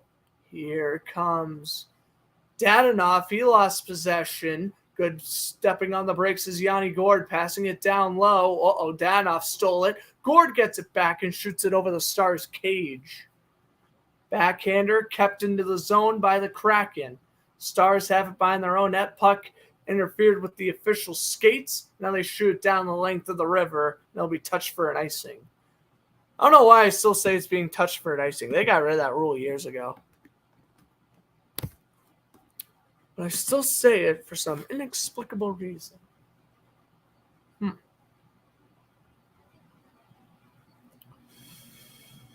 All right. I got to admit, guys, for midnight, I don't know if it's because I'm streaming or not, but for broadcasting a 5-2 game as we just hit midnight on the East Coast, I thought I'd be yawning like Snorlax, if you know who that is, a Pokemon. I thought I'd be yawning as often as him at this point, but luckily I'm not. I'm happy. I'm awake for the most part. Chat's been alive tonight. We've been keeping ourselves busy doing a couple of hurdles, a sporticle, a hurdle. And we've had quite a few goals scored too. 7 overall in a game. That's pretty big. Stars will move it up ahead, and they'll shoot it in around the boards. Radek Faksa had it and lost it. And now the Kraken move up ice. Skating back with it is Schultz. He bounces it off the boards. Trying to move it up ahead, Alexander Wenberg. Wenberg has it. Passes it to Schwartz in the slot. Deflected save. Rebound went wide. Schwartz looking for a hat trick. One of the most underwhelming playoff hat tricks you'd ever see, but it is still in the cards in the last 13 minutes here. I guess that's the only thing the Kraken are really looking for, other than, of course, the comeback victory. Wenberg passes it back, D to D. Up ahead. No icing. Good hit by Ryan Donato behind the net. The Stars bring it up ahead, though. The backhand pass from Faksa. Up ahead. Wrist shot from Ryan Suter. Ricochets off the boards. Out in front for Martin Jones, and he's going to smother it. Puck taking a couple of weird bounces off the boards tonight. And that one almost benefited Dallas. Well, the Kraken, they scored again. James Schwartz, and they've been getting the scoring chances again, trying to make it 5-3 for the 10-minute mark of this third period. We're heading to our first commercial break. Close chance for Jamie Alexiak there. Oh, wow. And remember when the Nuggets-Suns game was close? Not anymore. At the end of 3, the Nuggets are up 91-74. Oh, my God. Well, so be it for that game being close.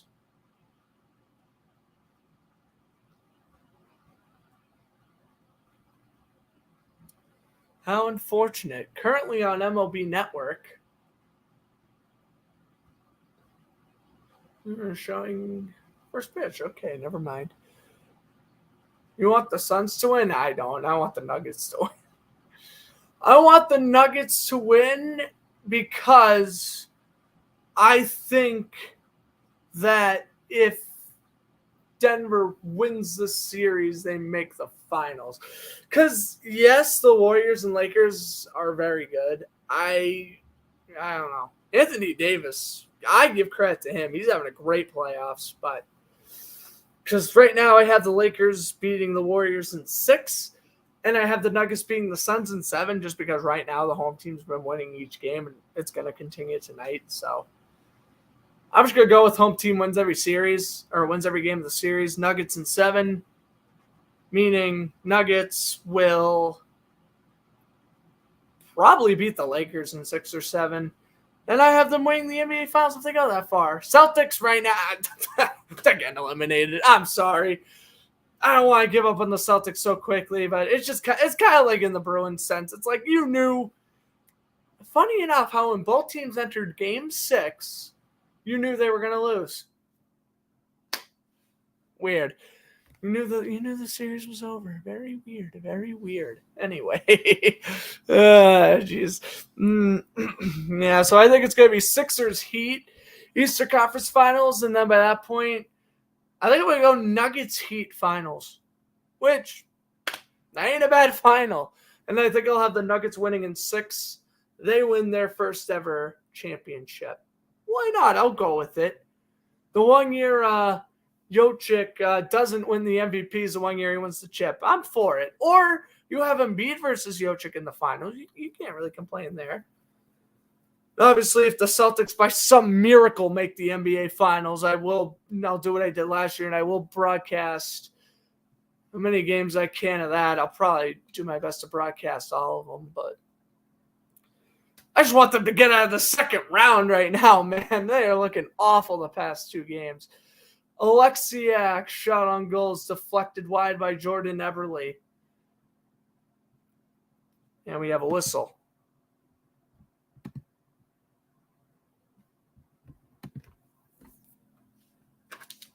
Showing on my computer. Oh, there it goes. Showing on my computer for a second. I had 2 Wi-Fi bars, so sorry if that was it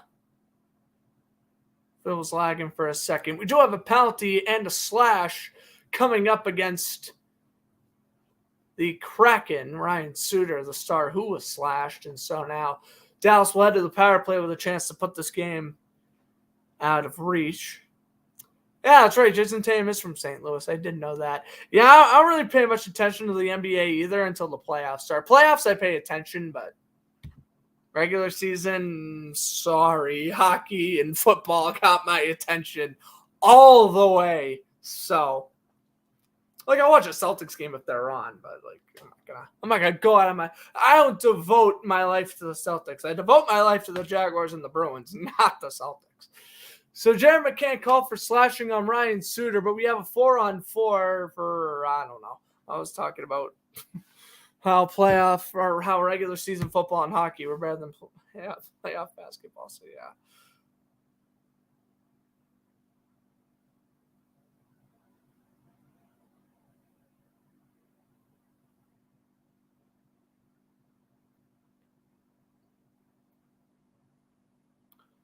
Off taken here, Luke Glendening against Alexander Wenberg. And that shot on goal save made by Ottinger. What sport playoff game would you spend $254 on a ticket? Simple, NFL. I would fly down to a close location. Obviously, in New England, I could just drive there. I could just drive Gillette. But like, if we're talking playoff game in Pittsburgh, Baltimore, or the Jets at MetLife, I'm going. I don't care how much it costs. Jaguars, I'm going. I wouldn't mind going to a Bruins playoff game too. I don't think I'd spend $250 for a ticket for the Bruins, but I would probably go to like a first round game, not a second or third round game. But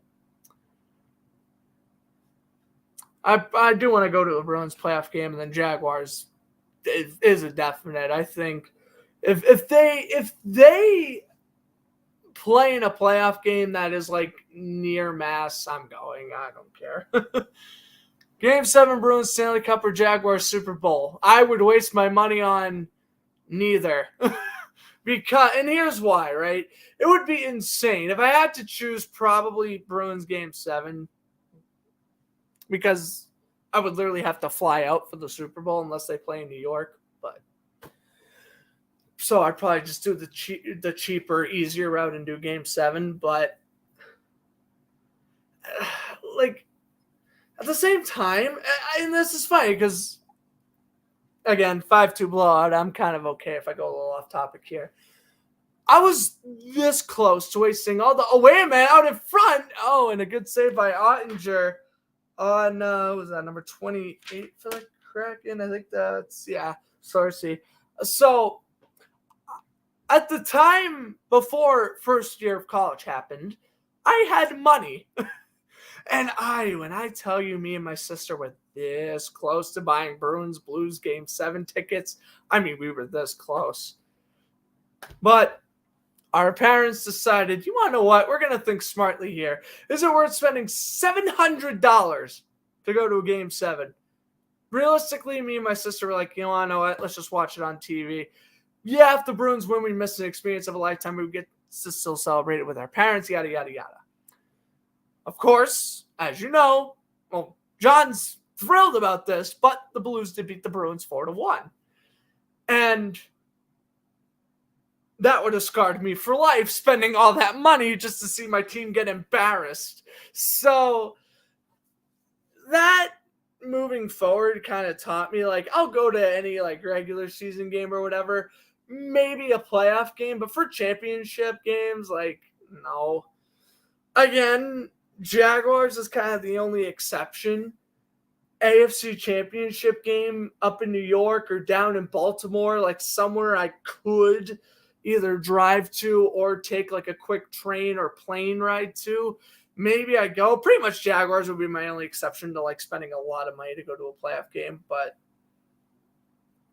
Bruins, I love watching hockey on TV just as much as I love going to games. So fine by me. And Celtics, like, I love the, like, don't get me wrong. Yes, the Celtics are my basketball team, but I don't even really, obviously I would go to a regular season game or a playoff game or whatever, but it's just like, I would rather go to, at least around here, I'd rather go to Bruins or Patriots or spend a few extra dollars and sit up close for a Red Sox game. Like, I'm not going to lie. I would rather, pay money to do something I enjoy more than just wasting it just to go to a cool event. Game 7 NBA Finals, Celtics, I'll be broadcasting it here on YouTube. I'm not going. And I don't want to go because I don't want to spend $1,000 on a nosebleed ticket. And God forbid the Celtics lose. God forbid the Celtics lose. I would cry. I would cry, and it ain't because my team lost. It's because, wow, I just spent all that money on one game for one night, and I'm literally leaving the stadium empty-handed, heartbroken. I couldn't see me doing that. But again, we make it as a sports broadcaster. We get to go to all these sports events, and I won't care. Well, wouldn't that be something? 20, 30 years from now, I'm in a broadcasting booth commentating a Jaguars Super Bowl or a Bruins Stanley Cup Finals game. I mean, that's what you dream about. I look back at these days and I say, hey, remember when I broadcasted Game 4 of the Kraken Stars 2023 playoff game back on May 9th, 2023? Everyone starts somewhere, so we'll see. I love broadcasting for Dean, and again, I'm starting my baseball broadcasting airship. Well, my training starts next week. The actual games start in 2 weeks, which is when the YouTube videos are going to really start simmering down because I literally got to cover a game either back-to-back nights or 2 out of 3 nights in most cases. So, again, my apologies if the YouTube videos the second to last week in May come around just start taking an absolute nosedive. Guys, if I'm getting paid to cover this baseball team, I'm sorry, as much as I love broadcasting for you guys, my actual job is going to always be my top priority. I'll still try to broadcast as frequently as I can, but no promises. All right, Jamie Benn's going to get called for a delay of game penalty, so he shot the puck over the glass. So 8:53 to go. I guess this really is the Kraken's last chance to try to get back in this game. No one's left, and the towels are waving the crowd extremely loud here in Seattle as Jordan Eberle lets the puck leave the zone. Oh, that's not good for them. Jones leaves it for Schultz. I think if Seattle does not score on this power play, I think this game is officially out of reach. Well, that's why you play the game. Eberle passed to Schwartz, who was looking for the hat trick. To McCann, to Schwartz. McCann gets sent down to the ice, no call. Back to the blue line. Here is Schultz. Deflected off a stick. Schwartz, the no-look pass to Eberle didn't connect. Schultz has it back. Quick pass over to James McCann. Here, McCann off the board. Schwartz back to McCann. Stolen by the Stars. Schwartz gets the rebound. Schultz. Wenberg. Schultz. Slap shot save. And Schwartz couldn't get the rebound. McCann. Toe drag save. Schultz a try. And Eberle couldn't get the rebound.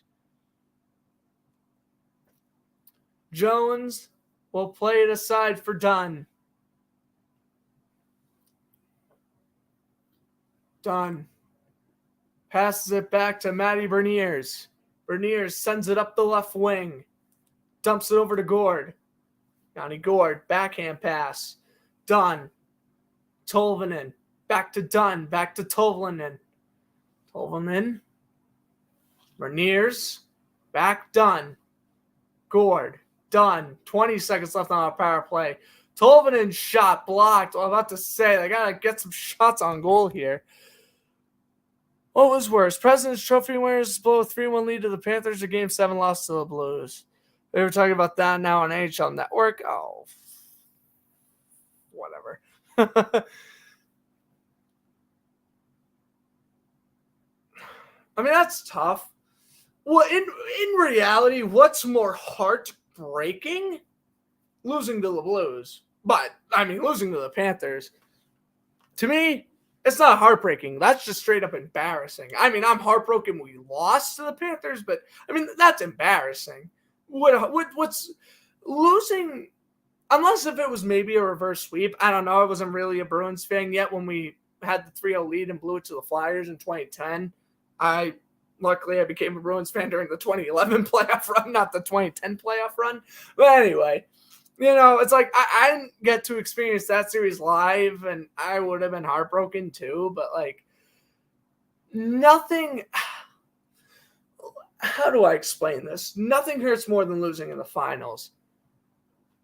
I say that, but yet I find the Panthers more heartbreaking than when we lost to Chicago in 2013. So, like, I'm kind of contradicting myself. Basically, I think St. Louis was the most heartbreaking, like, I've ever been as a Bruins fan. Can't say sports fan. Miles Jack wasn't down. Jaguars Patriots is the cake. For right now, Jaguars Patriots will always kind of be that, like, this was a heartbreaking sports moment in my life, but can it top that? Bruins Panthers, Bruins Blues, they were all damn close, but they haven't yet. And it's kind of one of those things where it's like, I like really obviously want to see the Bruins win another cup in my life, but the issue is it's kind of like, as Roll Pin said, good shot on goal. Like, I've seen the Bruins win the cup. Granted, it was back when I was in third freaking grade, and they've done nothing but choke in the playoffs since then. But I'm humble. I've seen my team win a cup. I know how rare that is. I have my buddy Too Evil to Hope, who's been watching Minnesota sports for how long? He's been watching the Vikings since, like, the 80s, and he hasn't seen his team win a Super Bowl yet. Like, I'll take my one championship and be humble. Here's a one-timer saved by Ottinger. It's kind of like I've seen my team win the championship. Obviously, I want them to win more. I am going to be greedy. And the Bruins should have won 2 or 3 cups in this window. I'm not going to lie. But I won my cup. I'm satisfied. I still remember everyone piling on top of Tim Thomas after we beat Vancouver in 2011. Shot saved by Ottinger. So it's kind of like same thing with the Red Sox. Everyone's mad that the Red Sox are so below average now. 2013, I didn't really care for baseball that much back then. But, like, dude, I got 2018. Even 2013, I would still be humble about it. But, like, I got 2013. I got 2018 for the Red Sox, right? So it's like, same thing with the Jaguars. God, like, at this point, the Jaguars, Mets too, because they lost in 2015. I was heartbroken over that too. But, like, the Mets too, and maybe the Celtics as well. Celtics, they won in my lifetime, but I wasn't watching basketball in 08. Here's a slap shot score. Wasn't paying any attention. Adam Larson, a ripper from the blue line. All right, so it's a 2-goal game. It's 5-3. And Peter DeBoer is saying, what the heck's going on? But basically, at the end of the day, if I've seen my sports team win a championship, I'm humble about it. I'm going to be heartbroken over future losses, of course, but I'm not going to be like, man, like I've never seen the Bruins win a cup before. That's not going to be me. Right now, before I die, we just need the Jaguars and the Mets to just get going, win a chip.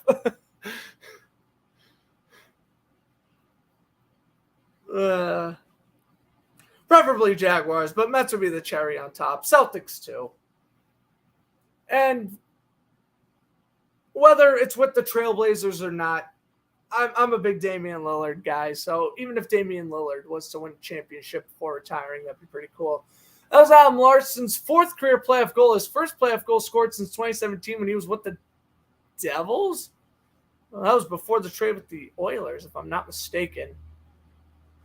Rope Hintz backhands it off the board. So under 4 minutes left here in this third period. I'm not rambling. Time to focus on the rest of this game. Martin Jones has been pulled, making it 6-on-5. And Dallas, well, that shot's blocked. And the Kraken tries to set up ahead. So if you believe in miracles, if you're a Kraken fan, start praying. Jordan Eberle takes it up ice with 3.5 to go. He dumps it over to Schultz. Justin Schultz to Wenberg. Flips into the zone. Ottinger leaves his cage. Around the boards. Off the glass. And cleared back out. Icing is called. Donato, the first one to get there.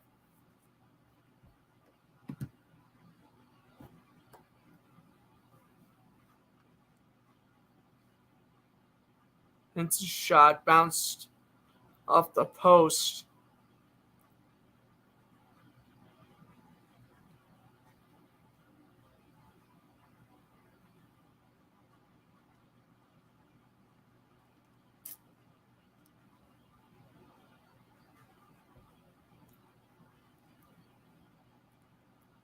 Kraken, by the way, have had 17 players with goals. That's the most out of any team. They had 7 different goal scorers in game 3. And Dallas was lower than Miro. Yep, Miro is from Finland. Miro Heiskanen is from Finland. He's a defenseman on the Stars. Who wears number, what does he wear? 3 or 4? I think 4. Yep. Assistant captain for the team, too. A timeout has been called here, I think, by the Stars. The Kraken fans are staying alive. That's what I love about this team. They're a new team. They're trying to rally. If they score one more and make it 5-4, I think the building's about to explode. Everyone on their feet for the face-off here. Oh, you're playing Hurdle?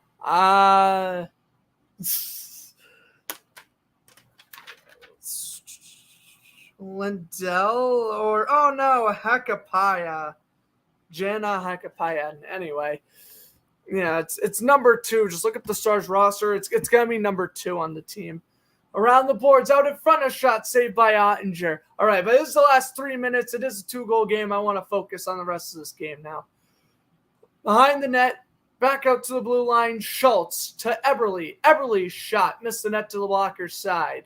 Schultz off the boards. Taken away by the Stars. Uh-oh. Puck in the corner. Empty net. Goes through the crease. And Seattle stays alive. Bjorkstrand up ahead. Looking for Yanni Gord. Gord is there. Backhand pass around the boards. Shot out in front. Save made. Rebound. Stars clear. Out to center. And here comes the empty net goal. An easy tap in for Max Domi, his second goal of the game. 6-3 Dallas. They're going to hold on and tie up the series.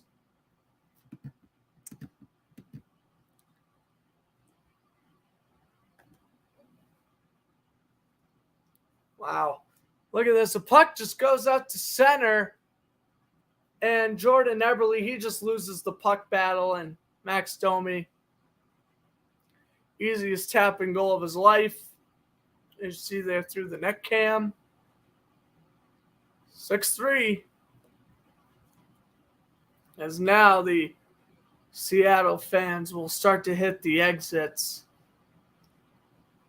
6th career playoff goal for Domi. Now, a Max Domi hat trick, if they wanted to pour it on. Max Domi hat trick is now in the books. That is his 3rd multi-point game this playoffs. Let's say his postseason. Down to the final 2 minutes. Well, I am shocked I stayed through the whole game, ladies and gentlemen, especially a 6-3 game. But I'm not going to lie, even though Seattle was losing the whole time, they actually made that 3rd period pretty entertaining. I'm not going to lie. When they made it 5-3, and they were actually getting time on attack, it was looking like a pretty entertaining game for the most part. So, overall, I won't complain for a 6-3 game. Why not? And this kind of gave me confidence to do another Western Conference game. But again, Thursday, probably be live at 7:30 is when the Celtics and Sixers play. It'll probably be 76ers Celtics because, yeah, I should commentate that. And then if the Celtics win, there'll be a Game 7, and I'll be broadcasting that as well. I'm hoping Game 7's on Sunday because, as I mentioned, I want to broadcast the Mavs Pirates again, and they're going to be on Saturday, so I have, nothing planned for Sunday, so kind of hoping Celtics Sixers is on Sunday, but you never know.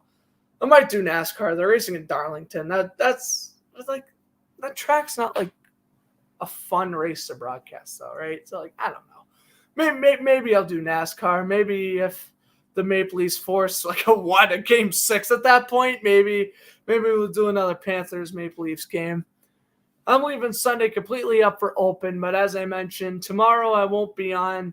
Thursday will be, I guess I'm saying tomorrow, but I mean today, Wednesday. Let's just make life easier for ourselves here. Wednesday won't be on. Spend time with family tomorrow. I'm going to actually be playing music bingo at this restaurant. I don't know. It should be a lot of fun.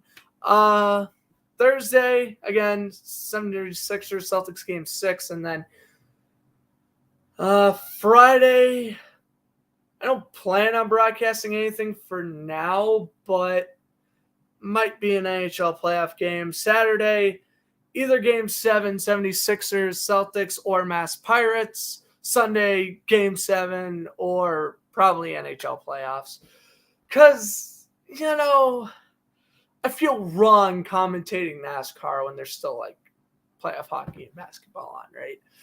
To the last 3, 2, and 1. The Dallas Stars going to wrap up this game 6-3, and they bounce back, even up the series at 2. So the series trend is continuing here. It was 1-0 Seattle, 1-1, 2-1 Seattle. Dallas ties it up at 2. You have a seesaw series, and they're going to head back to Dallas Thursday night for Game 5. Well, again, hope you guys enjoyed the video. I'll see you Thursday night. Not for this game, but I will see you Thursday night again. I hope you guys enjoyed the video. If you hit that like button, I'm Grant Fluff from Fletcher Sports Zone saying enjoy the rest of your night.